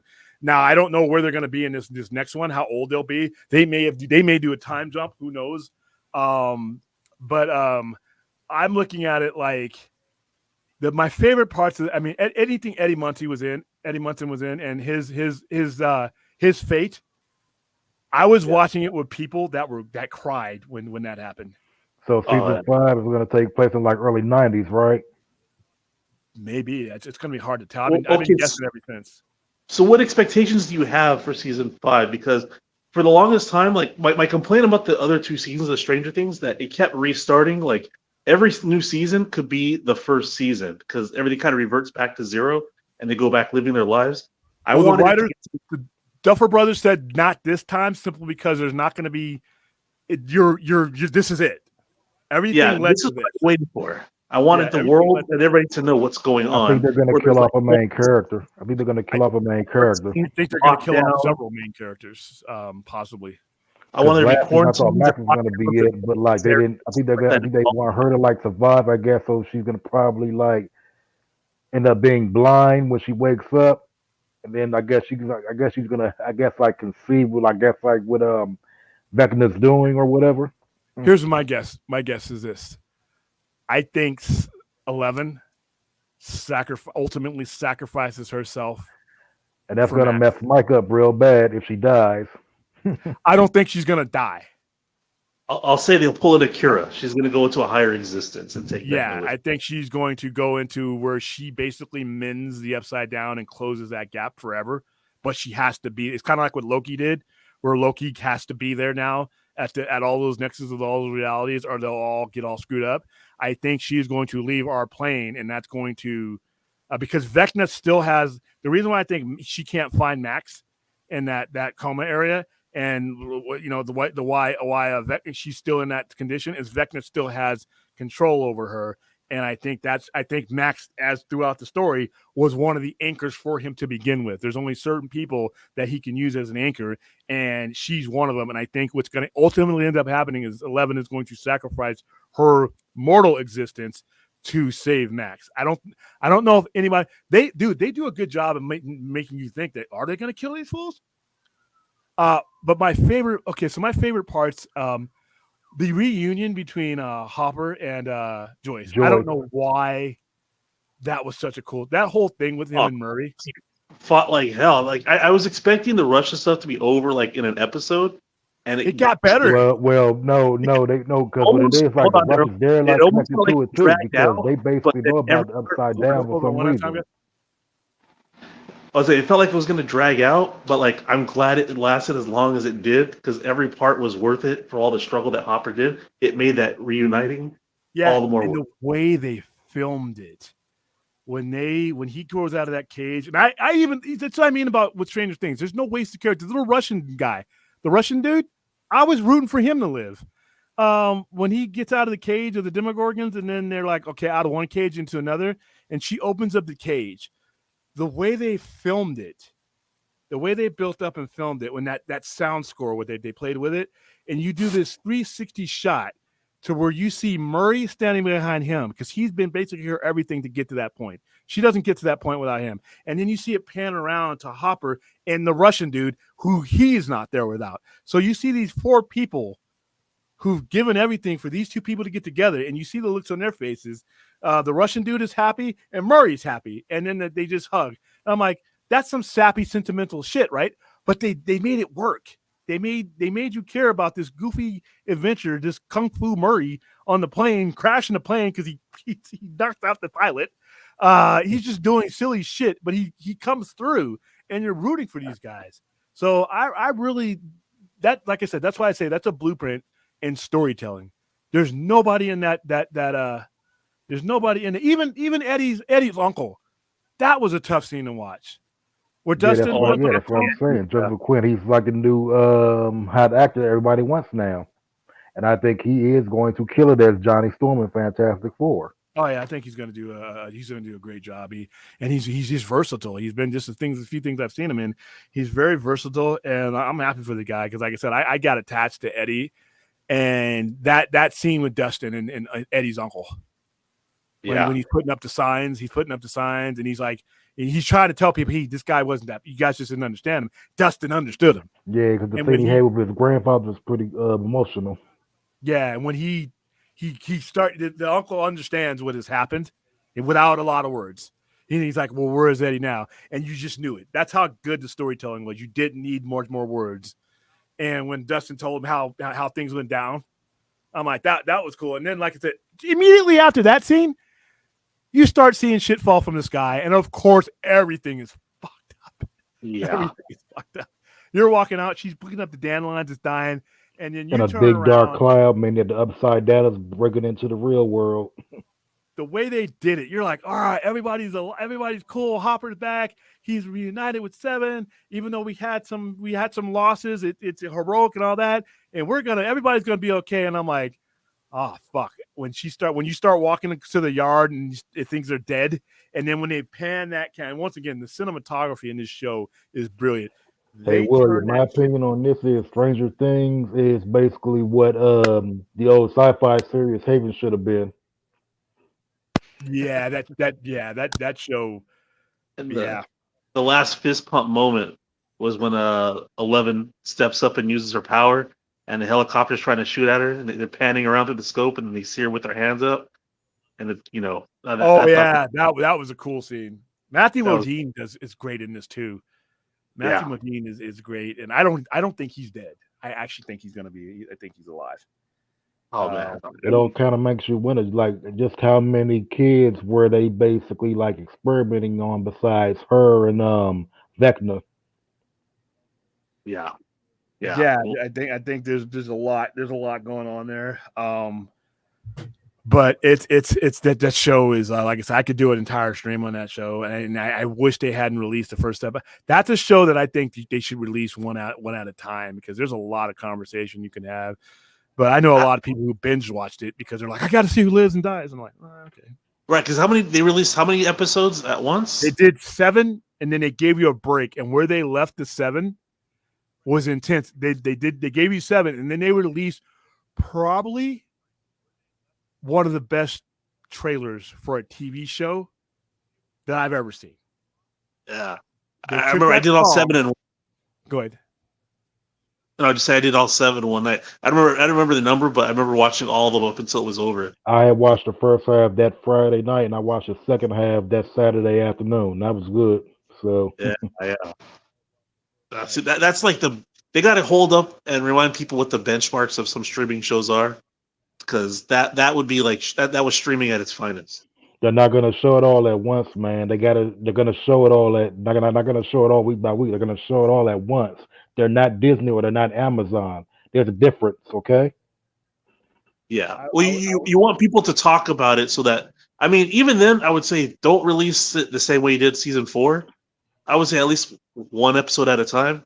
That way, people talk about it longer. The conversations last. That's what longer. I mean. That's what I like. Because, like I said, with Game of Thrones, we're talking about me and my throne heads that I'm online with everything else. Oh, this is my personal opinion on House of the Dragon. Allison has become a true whore. Yeah. She's getting, dude, every episode at least once. And there's only been 2 episodes, and her and Kristen Cole twice in one episode. Her dad pimped her out. Yeah. Yeah. To like a really old or what? What? Going back to the beginning, right when he had her like marry her best friend's father, and you're like, oh yeah, that's not gonna raise some eyebrows. Let's fuck this old man so we can have the prince and the heir to the throne. Yeah, tomorrow she's gonna. I don't know what's gonna happen tomorrow. I know what's gonna happen overall because I read the story already, but I don't know what's gonna happen in this particular episode and how it's gonna be executed. But I know one thing. Allison is getting some dick. I don't know what else is going to happen. I can't guarantee you anything else. There's going to be some dragons. There's going to be some people with white hair, some silver-haired people. I can guarantee you that. That's the basic stuff. Allison Hightower is getting dick tomorrow. And episode 4, 5, 6, 7, she's awoken, and her and Kristen Cole are just going to do it. I mean, no matter what's... By the way, your grandson has just been killed. Your son is grieving, and you're banging you're banging one of your security detail. That guy's got to be the most hated character now. Yeah, oh yeah, he's there, and he's getting hate mail and hate messages. People can't. I wouldn't be surprised if Allison's daughter ends up telling her brother, and her brother basically uses that to like his advantage, like, oh, I'm going to blackmail you to do this for me. If you don't, I'm going to tell everybody in the kingdom, including dear old grandpa, oh, you've been whoring around with your security detail. Oh, just Well, so you Otto's can get your gone. rocks, They exiled Otto. get your rocks off. I think Otto knows. I think they all know, but they're like, fuck it, that doesn't involve us. We got other problem. But yeah, so she's banging Kroll while her grandson is being killed, goes to the funeral and everything else, and bangs Kroll again. Like in between, it's like, aren't you traumatized? Aren't you supposed to be wearing black and sitting in a room with a candle? I mean, damn. But she's got to get hers, man. Ways. You remember how Cersei and Jaime used to bang each other, right? Yeah, but Cersei had no soul. Allison was presented as somebody with one. She's dumb because the Greens are dumb anyway. I told you there's team stupid and there's team dumb, or there's team smart and there's team dumb. Team Green and is team stupid because everything that they've done has made things worse and put themselves in a position to where that's why I like Team Black so bad, because like say what you want about Damon, but he's basically like the anti-hero of the group, and he basically doesn't give a shit. He'll basically just do whatever. He's a piece of shit. And he's sitting there, that look in his face when they're like, who did this? Who blamed it on me? I didn't do this. Did anybody? And she looks over to Damon. Damon's sitting here like the dog that tore up the toilet paper and is trying to act, And he didn't even hide it. As soon as she cleared the room, it's like, yeah, I did it. Fuck you. It's house of punchable faces on that show, man. Yeah, listen, other than what's her face? I will never forget in season 1 when they were having that banquet, and Damon, he just walks into the room and everybody just looking at him like, oh, you made yourself at home. Yeah, or when the guy who's the sister of the wife he killed so he could free himself up comes up to him. He's like, you threatening me? He's like, you know what? Your wife's stuff actually belongs to me since I was home. I'll be paying you a visit to claim it. He's just an asshole. But like he's but that's what you need to win. He's fighting a war and everybody's like, oh, emotional and shit. Damon's like, fuck you. I'm gonna a son for a son. He knew they weren't gonna be able to get to Aemon. They were going to the only other people in there were the king. He wasn't going to get them, or the children. So Helena is the only person on the show so far that doesn't have any blood on her hand. Everybody else is like, damn, these people are awful and they all deserve to burn, and most of them do. By the time it's over. I'm hoping. Do you want another season of House of the Dragon? Or do you want them to wrap it up to get to something else? I want another season of House of the Dragon because like we're starting to see like more of the Kingdom houses coming to the fold. Like we saw the Starks, we saw a little bit of the Lannisters, a little bit of Baratheons, and a little bit of the a little bit of the Vale. And I wonder what this is my personal opinion. I wonder what the Boltons look like in the past, because they had some Boltons around that era too. Yeah.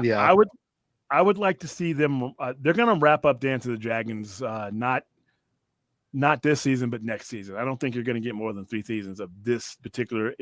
But that doesn't mean House of the Dragon is going away, because the House of the Dragon is a story that's House of the Dragon ain't going away, man. I only ask because we know how House of the Dragon turns out for the what do you call it? Dance of the Dragons. Yeah. No, the family. I can't remember the name. The ones that are clearly going to lose. Targaryens. Yeah. We all know that the Targaryens lose. So I'm interested in life after Game of Thrones. Well, that's where I think the Jon Snow story will eventually come in. Because they canceled it, right? I don't think they really did. I think they're going to fold it into this. They announced that they're no longer going forward with the Jon Snow story. Yeah, I think they are. I actually think that because he is the last of the dragons. Yeah, he's the last Targaryen. Yeah, and I think that I think his independent show has been called off, but I think that it's going to get folded up into this show because it makes sense. It the last of the Targaryens. Well, no, it could just be the House of the Dragons, because right now the technical storyline that we're talking about when it comes to this particular story that we're talking about is Dance of Dragons. Yeah, it's called House of the Dragon. So House of the Dragon, you could go anywhere you want with it. You can go to Jon Snow's story, which I think they should. Or everybody always wants, I want to see Aegon the Conqueror. I'm like, cool. What I think they should do is I think they should tell the story of Aegon the Conqueror in the original Conquest while you're telling Jon Snow's story, because you're talking about 2 Aegons. And do it like you did Godfather 2, where Vito, you're finding out about Vito's story, but at the same time, you're giving me a Michael Corleone future and concurrent story. So you could tell, and people would go for that. At Because the What I end of like this about House of D, I also like how they're doing like more stuff with the Valerians because like we still because like Native black folks yeah. with dreads. Yeah. We don't all have dreads, by the way, guys. We can do some different. Well, I would say they should end this series with it into the future after Game of Thrones.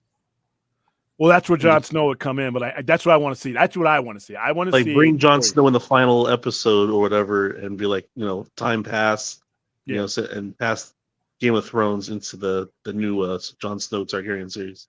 And he finds Drogon, because remember Drogon's still flying out there. And Drogon might have eggs. Who knows? Because they never really determined who lays the eggs in this show. Fucking eggs just show up. Hey, what's up, Phil? Nice to meet you, man. How you doing, Phil? I'm all right. And I'm going to say this too, man. I don't give a crap what nobody says. I'm seeing Fantastic Four, and I don't give a crap if it's like in a different universe. As far as I'm concerned, these man babies can basically kiss off. I'm happy about that. That's kind of cool. It's in a retro path. I mean, I've been waiting for this for a long time. I have endured a lot of MCU stuff that I was like, now that they have this, I want to see a brand new form of X-Men. I do not want to see. I don't know if you watch Comics Explained, but Rob Jeffries, he did like a video talking about like how they would connect Secret Wars. It would start with like Fantastic Four, then go into like Kang Dynasty and Secret Wars. Basically, it would start with the Fantastic Four, basically being taken by the TVA, and they get caught up in like an multiversal war between the TVA and an unknown enemy, and then Kang Dynasty would be like the TVA fighting the Kang variants led by a version of a Mortis, and then they basically go into hiding the TVA. And then once like a Mortis thinks he's won, these unknown robots come out of nowhere, and they basically remember kill all the Kang variants.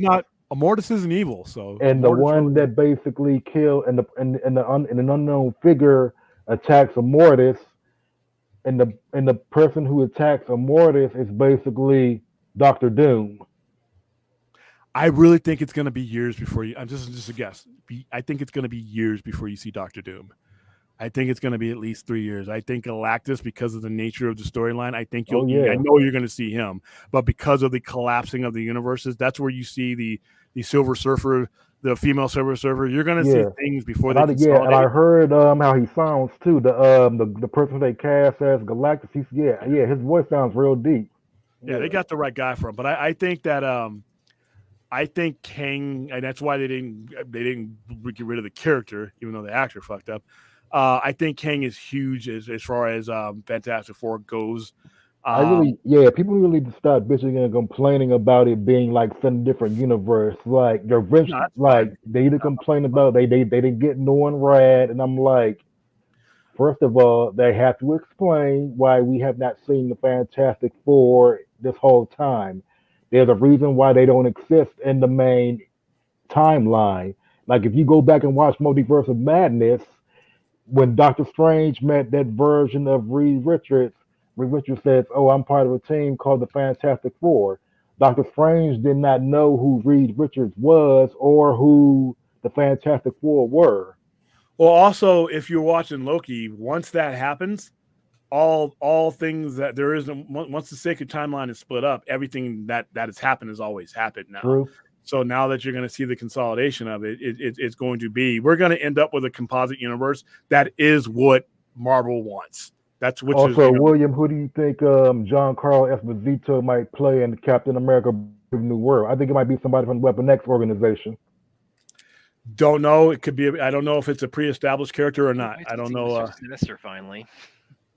Somebody say he might play Henry Garrick, or it might be Raoul Bushman from Moon Knight, or it might be Abraham Cornelius or Professor Thornton from the Weapon X organization. It could be be a great mini. I don't want. Once again, this is the when it comes to X-Men. I hear so many things on the wish list when it comes to X-Men, and I hope that the people who are running this, who are doing X-Men, are in a soundproof booth, a fanboy proof booth, that they can't hear some of this stuff. I want them to do something that is consistent with where their story is right now. I always I hear Yes, Mr. thank Hold on, you, please. thank I you. hear Mr. Because like I'm getting all the so time. sick and tired of these random YouTubers just like bitching and complaining, saying like, "Oh, they don't know what they're doing." Like they like with the MCU, they're still calling it the MCU, and I'm like, bro, it's been like since 2019, since Endgame. You are not going to get Fantastic Four and X-Men right after Endgame. It was way too early. Plus. They still have to establish why mutants have not been around this entire time or why we have not seen the Fantastic Four. And I'm like, just fucking wait. Phil, what do you think about all this? I just want to see the Fantastic Four movie. Yeah, same here. Like I I'm not. I like that it's set in the '60s. I think I listened to that new podcast, the official Marvel podcast, and Kevin Feige talking about how individuals who pointed out that the cityscape behind Johnny Storm and that F4 pick was they're very intelligent individuals. So I think all signs are pointing to it being in an alternate universe. And frankly, I think that takes a lot of weight off their back because you don't have to go through all the hoops and hoopla of trying to explain away why they hadn't the Fantastic Four hasn't been seen in since the 1960s. Because if it's in an alternate universe and the Avengers don't exist, and you don't have to really worry about trying to fit all that in together. And I think given that the culmination of this all is Secret Wars, and it's going to be a bunch of multiverses coming together. Yeah, it makes sense as to why the Fantastic Four would be set somewhere else as opposed to the main sacred timeline. So I don't know. I mean, and as far as Kang Dynasty, it's probably not even going to be that anymore because it's pretty clear that they're trying to like move away from that character after the folly of Ant-Man Quantumania, and Jonathan Majors. And Jonathan Majors, and it feels like they kind of wrapped all that up with Loki season 2 anyway. So I don't know. I feel like Avengers 5 is going to get turned into something completely different that still kind of in a way leads the road to Secret Wars in some form or another. I think it's pretty safe to say that Deadpool and Wolverine are probably going to be in that movie because the way this movie's tracking, there's just no way that they're not in that film. I just don't see a situation where either of those characters are not present for Secret Wars. Honestly, it's kind of tough to say where things are at right now because, we're coming up on the end of Phase 5 and it's supposed to cap off with Thunderbolts. And then from then on, it's just, seemingly a straight shot to Secret Wars, but it's really not because you have Fantastic Four and a bunch of other projects they haven't announced yet. Yeah. I'd have to imagine that Wonder Man is probably one of those projects that's going to wind up being in Phase 6. And as far as Giancarlo and Captain America, I'm not putting any bets on it, but I'm going to go ahead and guess he's probably a character tied to Captain America's history as opposed to someone else in the grander MCU. But that's just my take on it. I don't know. I have no idea who the fuck he's playing. Yeah, there's just not enough information for me to make a stab at it. But Right. When it comes to, and I think in Thunderbolts they're gonna have they're gonna have the Century in there because I think he's gonna be like their own. I think he's gonna be like their personal Superman because I know about the character Robert Reynolds. Robert Reynolds is basically like a complex, unstable character who gets taken over by the Void, and the Void basically just goes full fucking full fucking crazy serial killer type on everybody. And if you have somebody like that on your team, you're like, holy shit. if I was a TVA, I would prune Sentry, but that's just me. Brad, what do you think about all this coming up? Yeah, I think I'm pretty. I think I've got on the same wavelength as everybody else. And as far as like just full stop, I mean, the Fantastic Four being a period piece in the '60s, I mean, I think I think that's pretty clear. That's aside from the alternate universe side of it, I mean, with the idea, like, there's with the Fantastic Four, there's significance to like Marvel's history. The idea of them making that a 6 period piece, I think that's really them really trying to kind of plant their flag on. I don't know if nostalgia is the right word, but just the idea of like we really want to emphasize kind of the history of This is them what I have a problem with. in the Like, IP I'm itself. getting like starting to get like annoyed with people saying like, oh, they need to make the movies and the shows like the comics. Everything has to be the same as the comics, and I'm like, they're not going to be able to fit everything that was in the comics into these movies and shows. Hold on for a second, Dirk. Go ahead and finish that point, Brad, because you're. Well, yeah, it just the whole concept that's really the thing that even more so than the alternate universe side of it. Just the idea of it being set in the '60s, because we've seen, with the Captain America: The First Avenger and Captain Marvel and a few other areas where they've had period settings within prior MCU movies. But again, the '60s feels like a very intentional choice and a very with how much it's tied to the Fantastic Four's history within Marvel, in a much larger sense. So that's the side of it that really kind of intrigues me the most, even more so than how it's going to consolidate every year. Well, they debuted in 1961. They are Marvel's first family, so I think it is very, very, very intentional for it to be set in the 60s, which I don't mind at all. I think it's kind of cool, actually. Yeah, I do too. And Austin, how's it going, man? What's up, guys? Hey, what's How up, y'all Austin? doing? Nice to meet you, man. Nice to meet you, man. Not really. Damn. Didn't even say any of my takes yet. I just needed to see you, and I'm like, fuck that. No, I'm just kidding. Oh, it's the Batman animated series poster behind me, isn't it? It hurts. It stings. No, listen, dude. Bruce Timm's he said exactly what I've been saying. I reposted it. I'm happy for him that he gets to make a Batman that is not baby food, in my opinion. I'm happy for him. The animated series wasn't baby food in the first place, so I mean. Oh God, this is gonna take off. Don't come in here with we were having a really great conversation about Fantastic Four, and you just had to fucking change it to Batman. William was the one that was upset about it. I'm perfectly fine. I'm happy. We're getting great. We're getting We're getting Cape Crusader, which that trailer just really got which looks going. awful, but I can't. But I'll watch it. What are you? What looks awful about it? Okay, I'll give you this. It doesn't look awful in the sense of that. It's just I just don't care. I don't Visually, care about Batman in the 40s. I don't care about them changing every single villain. Harley Quinn looks awful. Two-Face. Then what they said they were going to do with him just sounded weird. I'm going to give it a chance because it's Bruce Timm. No, one at a time. Go ahead. I'm going to give it a chance because it's Bruce Timm and I trust him with the character and with the IP. But this is probably the first Bruce Timm project that I've been completely disinterested in. So you haven't watched Batman and Harley Quinn then? I didn't know that the animated movie? Yeah. No, I did not watch that one. No. Watch that. I will. I'll check it out. Okay. Because it's connected to the animated series, right? Kind of. In a way. Yeah, that one I'll check out. Then you should also watch The Killing Joke after that. That one I like. That one I do like. Against all the complaints about it, I still like it. Well, the only complaint I ever hear about it is the Batgirl, right? Yeah. Everything else, I'm actually surprised. But there were a lot of people that was enough for them to be like, "Oh, we hate this adaptation." My favorite Batman animated movie has always been Under the Red Hood. I love that animated movie as well. Yeah, my daughter's got the same poster in the background on us. Oh yeah. Bradley gifted this to me for my birthday.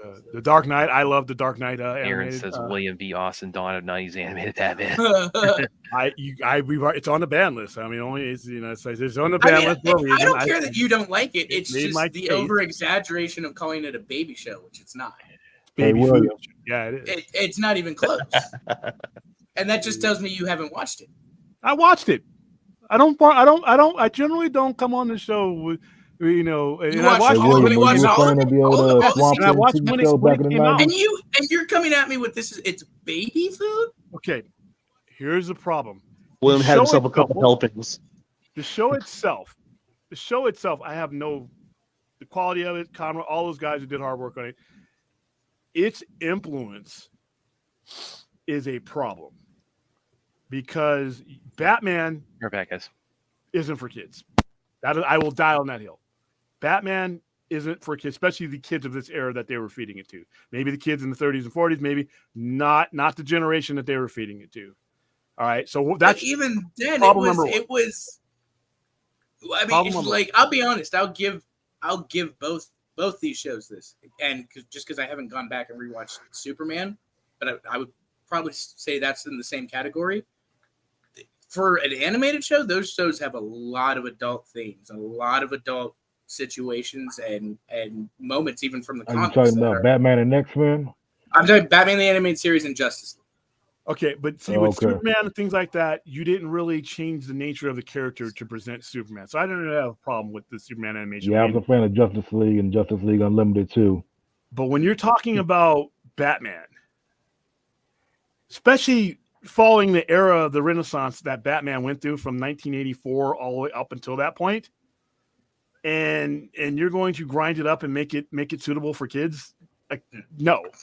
And that had an influence going forward that has affected a lot of things. Batman, but even then, it was suitable. Dark Knight Returns is not that to a certain point. Yes, it is. I find it hilarious that two grown-ass men are arguing about a fucking cartoon. I'm a grown-ass man sitting in this. It's a great cartoon. What do you expect from me, Bill? I'm just pointing out a funny observation, gentlemen. That's it. I have to meet expectations. I'm a grown-ass man sitting in the middle of all this shit too. And that's probably. Hey, William, are you a fan of Spawn and the Max? Because I grew up watching those too as a kid. I grew up watching adult cartoons. Not as much Spawn as the Max. I think the Max is classic. I think the comic that spawned it, and they kept pretty much consistent with it. There's some deep shit going on in the Max that a lot of people overlooked when it was coming out, and when it was coming out on the shelves. The Max, that's one of the Liquid Television, that whole era that came out then that produced that. But the Max, the comic and the show was consistent with the comics. But here's the thing, though. That comic came out, and like immediately, a few years later, it was on MTV. Batman had established a history and then kind of got softened up because of what happened in the 50s and everything else. And then late 70s, mid 80s, it started to turn around to the brutal, vicious, environment that Batman is known for. Like I said, this is by the time, I was in high school, the Killing Joke was out. You already have Batman and Dark Knight. You're blowing Robin up, beating the hell out of him with a crowbar, killing him and his mom. You're doing things that, and Frank Miller, I have all the respect in the world for what the trajectory he helped along with that. And then to see, come in, the early 90s to see things get neutered again. I'm like, and then, like I said, I have people because anti-heroes and vigilantes were really popular during the 90s. Oh, and Batman doesn't do this. Batman doesn't do that. Fucking Batman kneecaps people with guns right here in his first appearance. He's not in existence for 4 pages before a guy gets tossed into a vat, and a guy asks him, "Hey, Batman, that guy's gone." And he's like, "Good, a fitting in for that type." So Batman's been brutal since day one, but we went through that period to where it's like after World War II and after that, censors didn't want all that. All right, and he had the Comics Code and all this goofiness, and it took a long time. And then you had Adam West, and he did what was asked of him to do. But those things played on Batman for a while, and it took decades to turn things around to the point where it was acceptable again. Because Batman '89, it doesn't happen without the Renaissance that happens in the early '80s with Batman. You do not get that environment, and it's not accepted unless there's a rebuild. Yeah, I remember my mom taking me to go see that movie when I was really little. Then I had got it on VHS as a kid, Batman '89. Then I saw Returns in '92 as a kid. But like I said, there are certain things, and Tim's actually said there's certain things I could not do because it was made for kids. To me, that damn, game over. Game over. Am I going to make a slasher movie G-rated? No, because that's not for kids. There are certain things you cannot transform and make for kids. Just can't happen. I don't think that's true. I mean, Deadpool can at some point mix in Hey with the William, Avengers. imagine if they did like a hack and slash live action movie. That's not exactly the best comparison because Deadpool and Yeah. Batman are two completely different characters. I agree, right? But Deadpool is not originally for kids. He's for adults. He is presented as for adults and all that type of stuff. But when he mixes with the Avengers in a more, not kiddie, but more, family friendly type comic that's not just him. Yeah, he's a little bit more tame and he's more, so it's possible. It's yeah. I think my biggest issue with the cartoon is not the cartoon itself; it's the influence of and the expectations of the character. You have a generation that watch that is, for them, that's their preeminent Batman, and there's certain. I moved on from that. I moved on from that like years ago. Yeah, but in general, you have a lot of people who are like, and I interact with a lot of them. Same thing with the Superman. Same thing with Superman. People expect Superman to be Superman, like how he's Christopher Reeve Superman. I'm like, but if Superman, hold on, Superman, through most iterations, at some point has a certain DNA about him that is primarily going to be consistent, even at the fringes. The versions of Batman have not. Batman surfing and doing go-go dances at one point in time with Robin. And like I said, this is a character.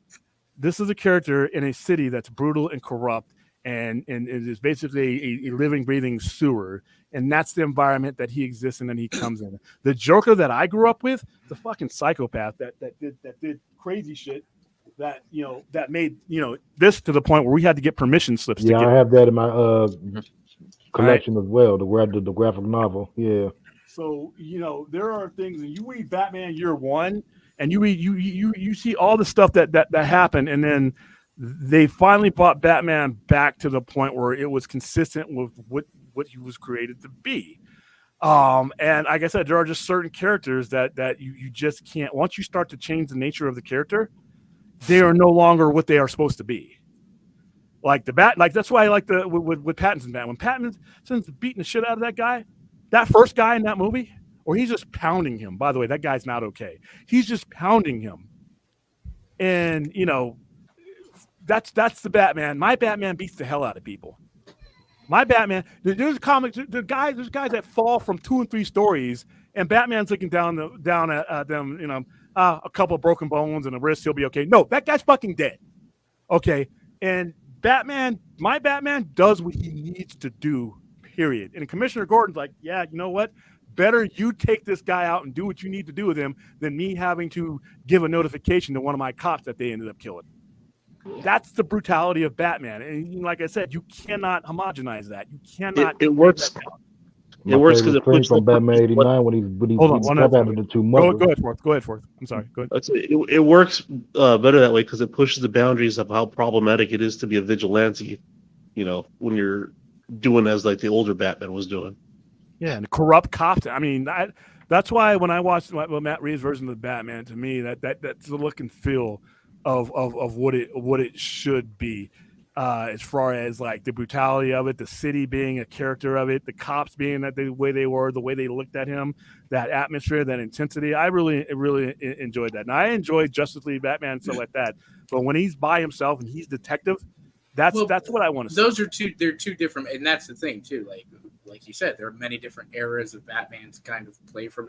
We've seen it in the movies across, from Batman having a credit card, with his name and all that type of stuff.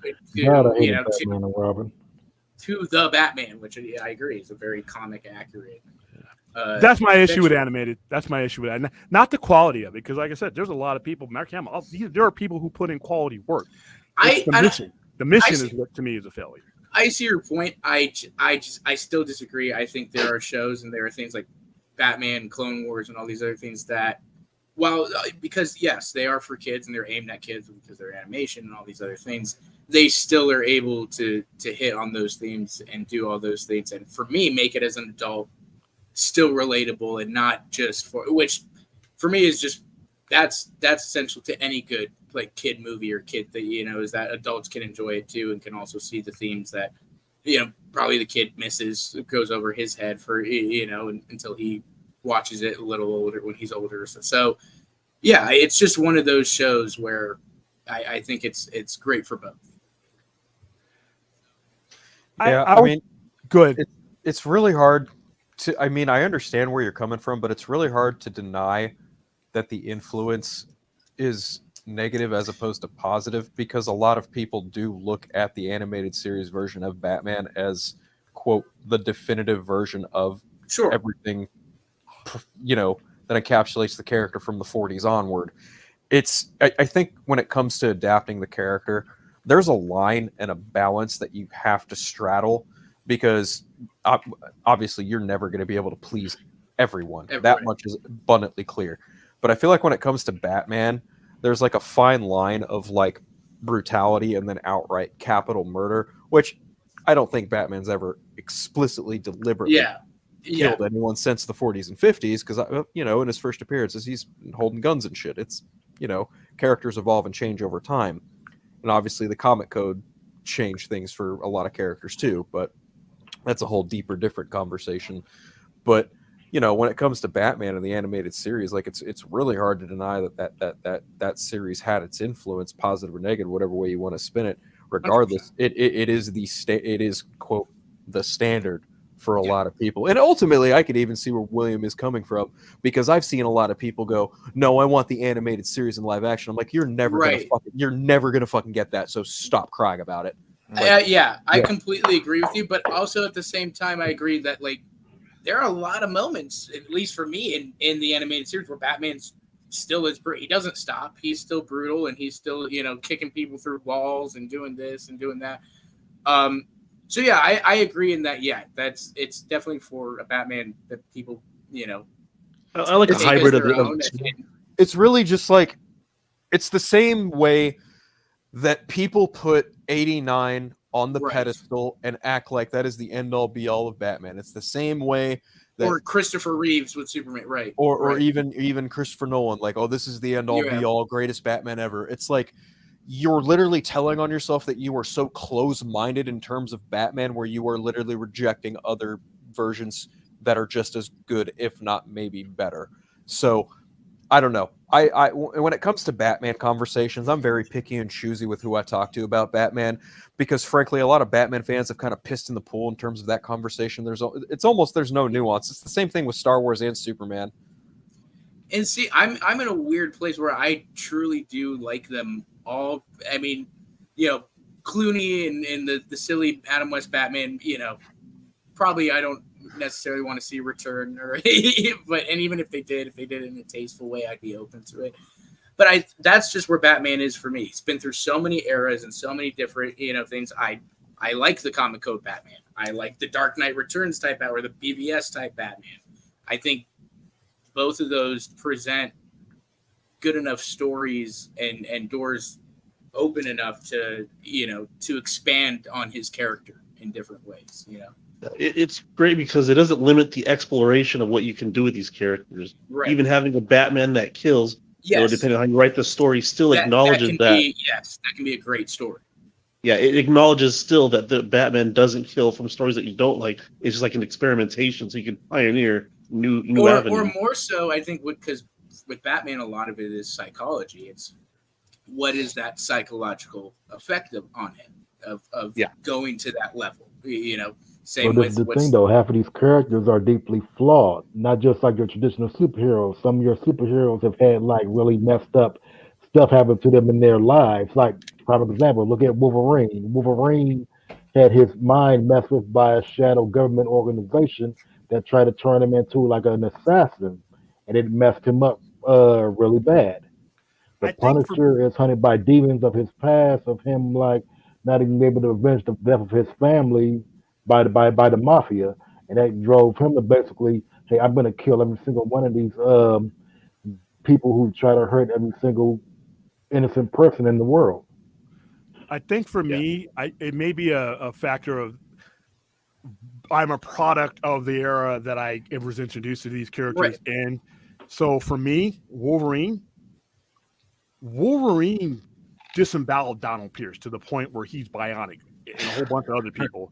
Yeah. Every time Wolverine pops those claws, some intestines are dropping, and he's brutal. And because Chris Claremont was given license, because he had the sales backing him, he could do what was needed Him and Frank Miller, whenever they could do what was needed to make that character what a character that pops knives out of his head and is brutally killing people all the time does. So when I put X-Men, the animated series, in the same category of that type of influences, because I had a guy come in here today and I'm showing him Mutant Massacre. I'm showing him when that one issue where Wolverine just completely went batshit on the Hellfire Club and turned and Ginsu'd a lot of motherfuckers in there. And I remember reading the Wolverine Mystique comic run when I was a kid. That was like rated M. I had to have my stepdad buy it for me. Like, don't tell your mom I did that. I went through my X-Men comics not too long ago, right around the time the X-Men 97 series came out. Turns out I have the final issue of Fatal Attraction where Magneto yanks all of the adamantium. X-Men 25. I have that signed. I think I love about that cover is that who wrote that series? You guys, I love this one. Wasn't that Sorry, what was that, Phil? Fatal Attraction. Yeah. Was it Lobdell? Was it Lobdell? No, it might have been. I don't know. I think because I have it. I don't have it here signed. And Wayne, with what you got there, Google. The thing I love about that cover so much is that it's just so upfront. Just open the pages and like you're just this is violence from cover to cover. This is the Wolverine that I understand. It's so frank about what your expectations should be set at for when you turn the pages. This here. Is that the one where he takes on Mystique in the desert?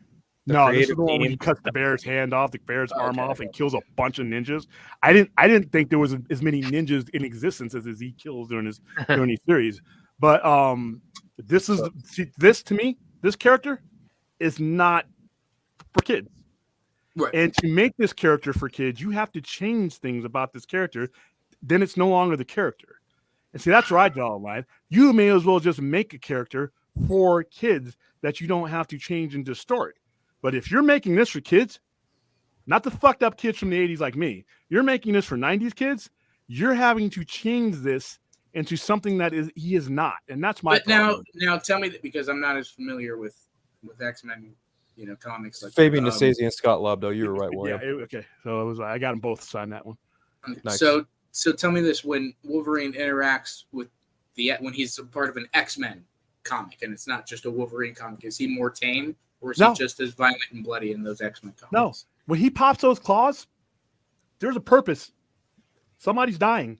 Okay. And it's a no name. It's not a big, but you see him and you just take for granted that guy that Wolverine just put his two hands. So was that ever an issue, William, obviously with sales or anything over the years of having that character come into a more, again, not family friendly, but obviously that type of bloody, gory violence is probably not in your typical X-Men team. No, it's up there though, because remember back in the day, X-Men was canceled, and then it shortly was taken over, by a different crew of people. So there was nothing to lose. Nobody was buying the book anyway.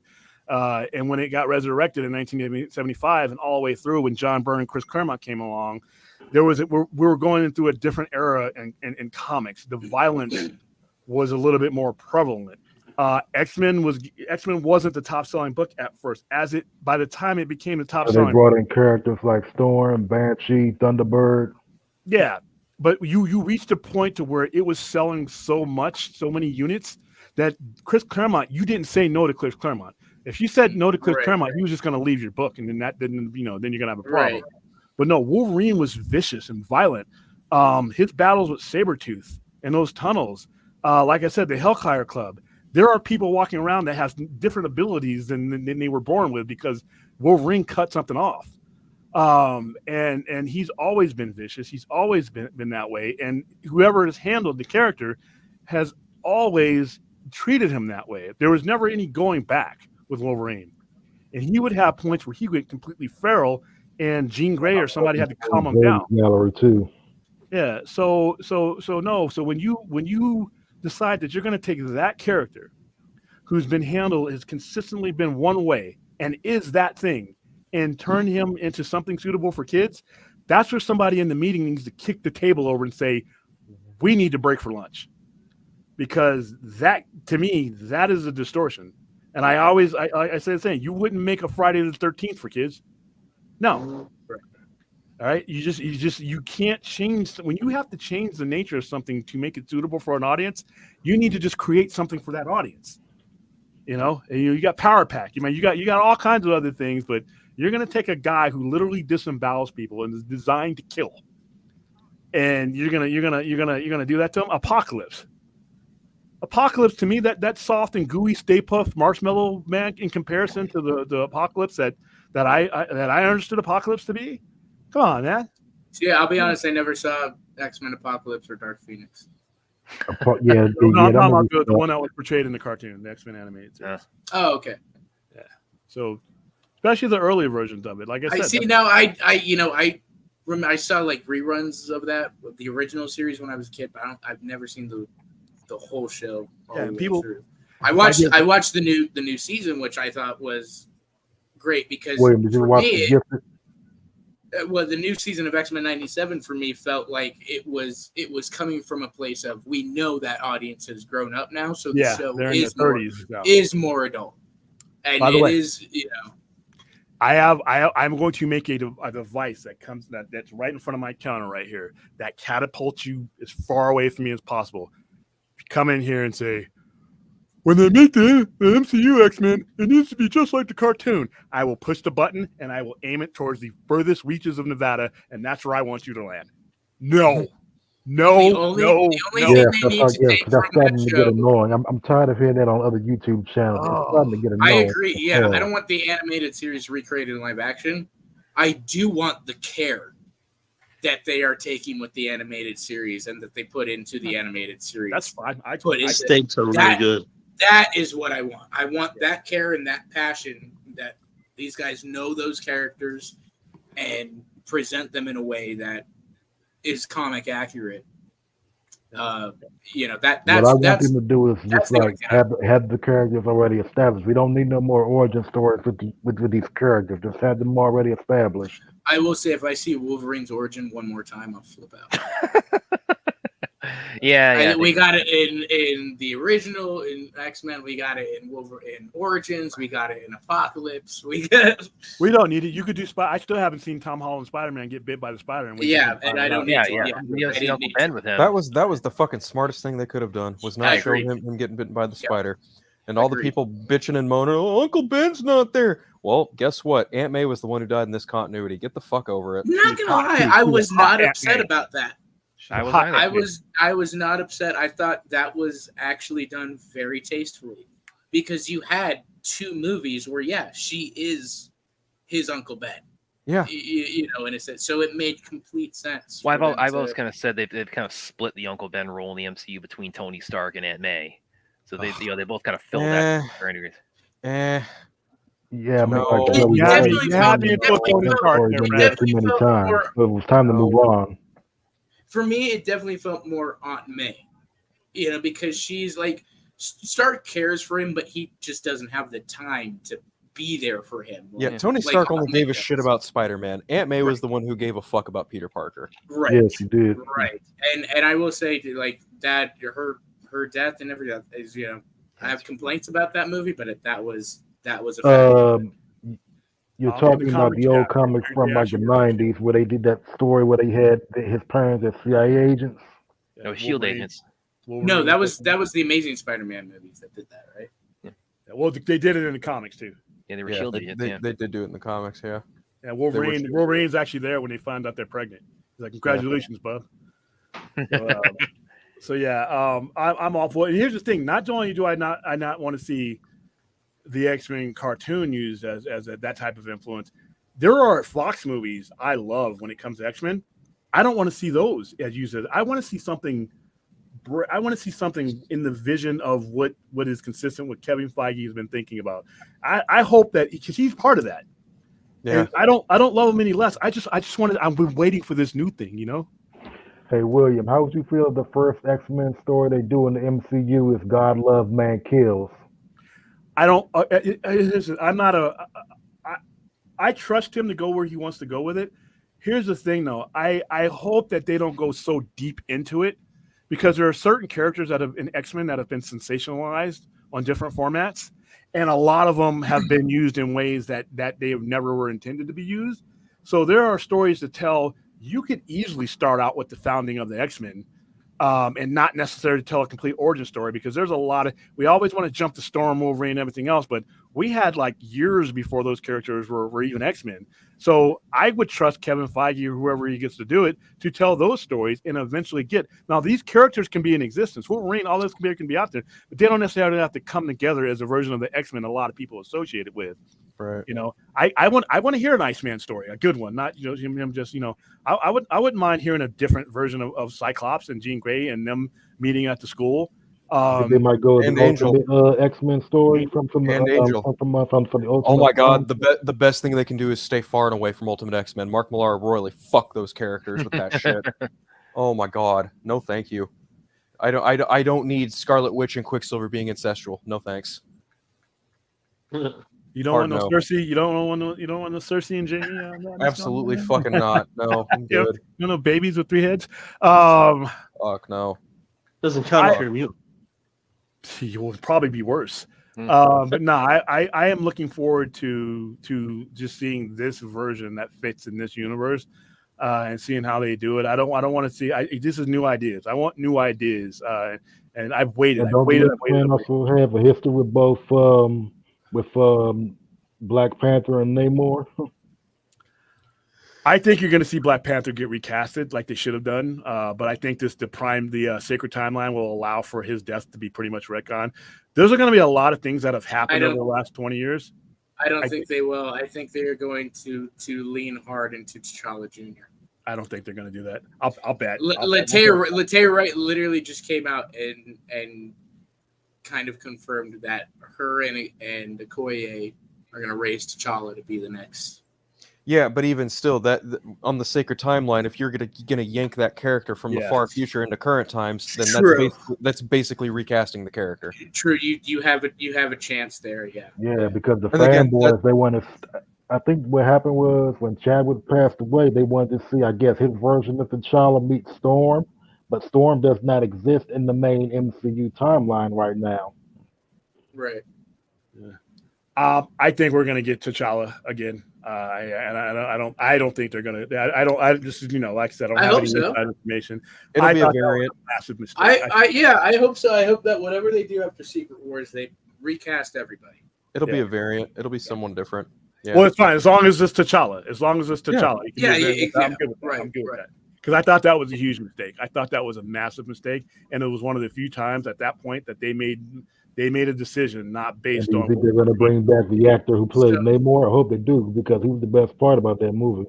So did you not enjoy Black Panther 2, William? I didn't. There's a lot I didn't like about it. I didn't think it was an awful movie. It wasn't dudes with my card like in it, but I thought that the decisions to not recast him hurt the movie, and you could feel it immediately. It felt like I was going to a funeral and not something to be entertained. It feels like a fake. That was a very tough movie to watch, but I'm sure it was also a very tough movie for Coogler to make too. Oh, yeah, it's the same deal with it's the same exact deal with J.J. Abrams and Rise of Skywalker. Those two movies are products of, hey, our main lead died. We're doing the best we can with what we have, and literally, when your lead dies, that's a fucking problem that you cannot get around.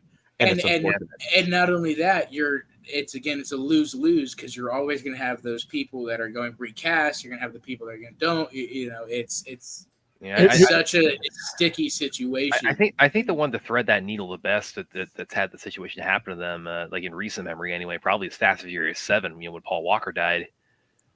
Oh, but even then they just digitally put him. Because he had filmed. What, like 70%? He filmed like half of what he had done. So they did some trickery with the camera work, and his brother came in and supplemented some stuff. So even that was. This was. I'll be honest. Like, I don't blame Marvel for what they did, because it's like I said. I think it was a lose-lose situation. I don't see. Here's the thing. It's business. It's not.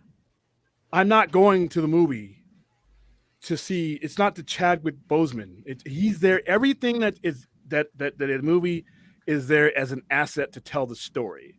They are not. No one of those things is the story. Sure. And the problem you had then is you realize that it was the wrong decision. There was only one decision to make.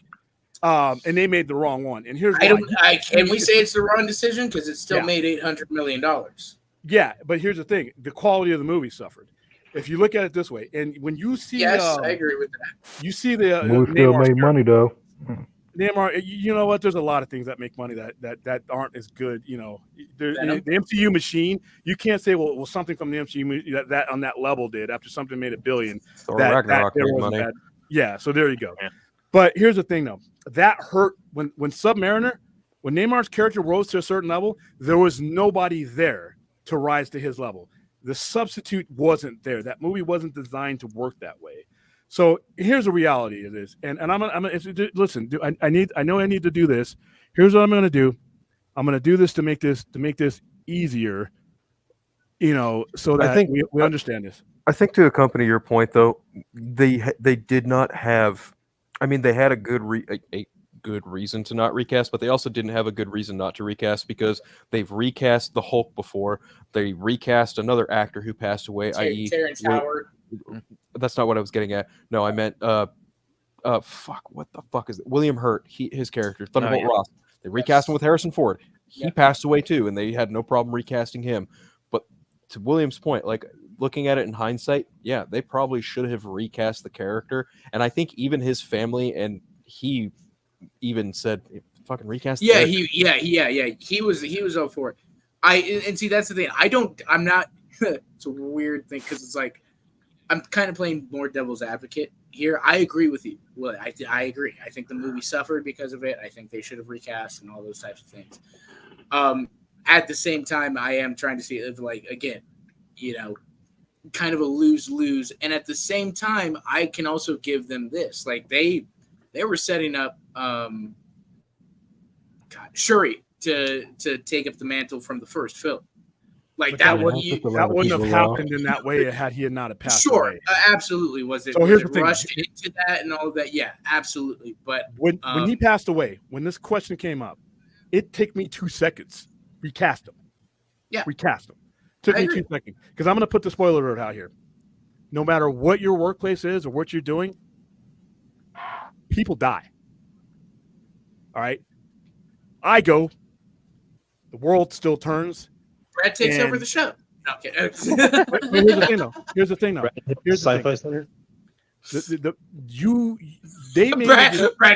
They made an emotional decision, and it is a business. You're there. The story comes first. The story it's 3 or 4 times. The story comes first. When you start putting things and letting your story be derailed by things that have nothing to do with your story, you have failed. The story comes first, period. I agree, but do you not also see, like, and again, this is just me playing devil's advocate because I agree. Marvel's point of coming. I have no problem with Shuri being the Black Panther. If that was your original plan, I would be all for it. Sure. If your original plan, and it probably was the original plan by like Black Panther 3 or 4, you know, like. If that was your original plan, then I'm all for it. But if that wasn't your original plan, you go with your original plan because you are now compromising your story for things that have nothing to do. Listen, I respect the hell out of it. His death hurt. His death hurt. But once again, and that's the point. People, movies are not funerals. At the same time, he admittedly made that character as popular. The character as it was. That it was his performance and his things that they all added to that. And so I can, again, it's weird playing devil's advocate, but don't make the movie. I can see Marvel's point. Then don't make. Isn't that kind of like gatekeeping, though? Need time to commiserate. Don't make the movie. But once you decide to go forward, if it's not part of your story, then it's not part of your story. His death, however tragic it was, is not part of my fictional story. You think they just should have delayed the movie? Yes. Then that would have pissed people off even more. Here's the thing, though, and at some point, and I know people were emotionally attached to it, but guess what? And I've been in a military unit where people have died. At some point, it's time to go back to work. Right. All right. Absolutely. At some point, your job is to play these characters. And I understand what you're saying, but your job is to play these characters.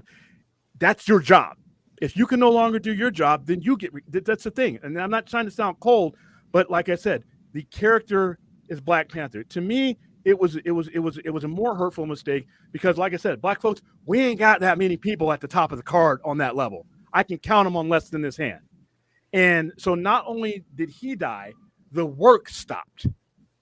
The work. I agree. At the top of that card. So it's like a double death. And personally, I agree with you, but I do think that, again, it was kind of a lose-lose for Marvel because at the same time, yeah, Chad did make that character popular.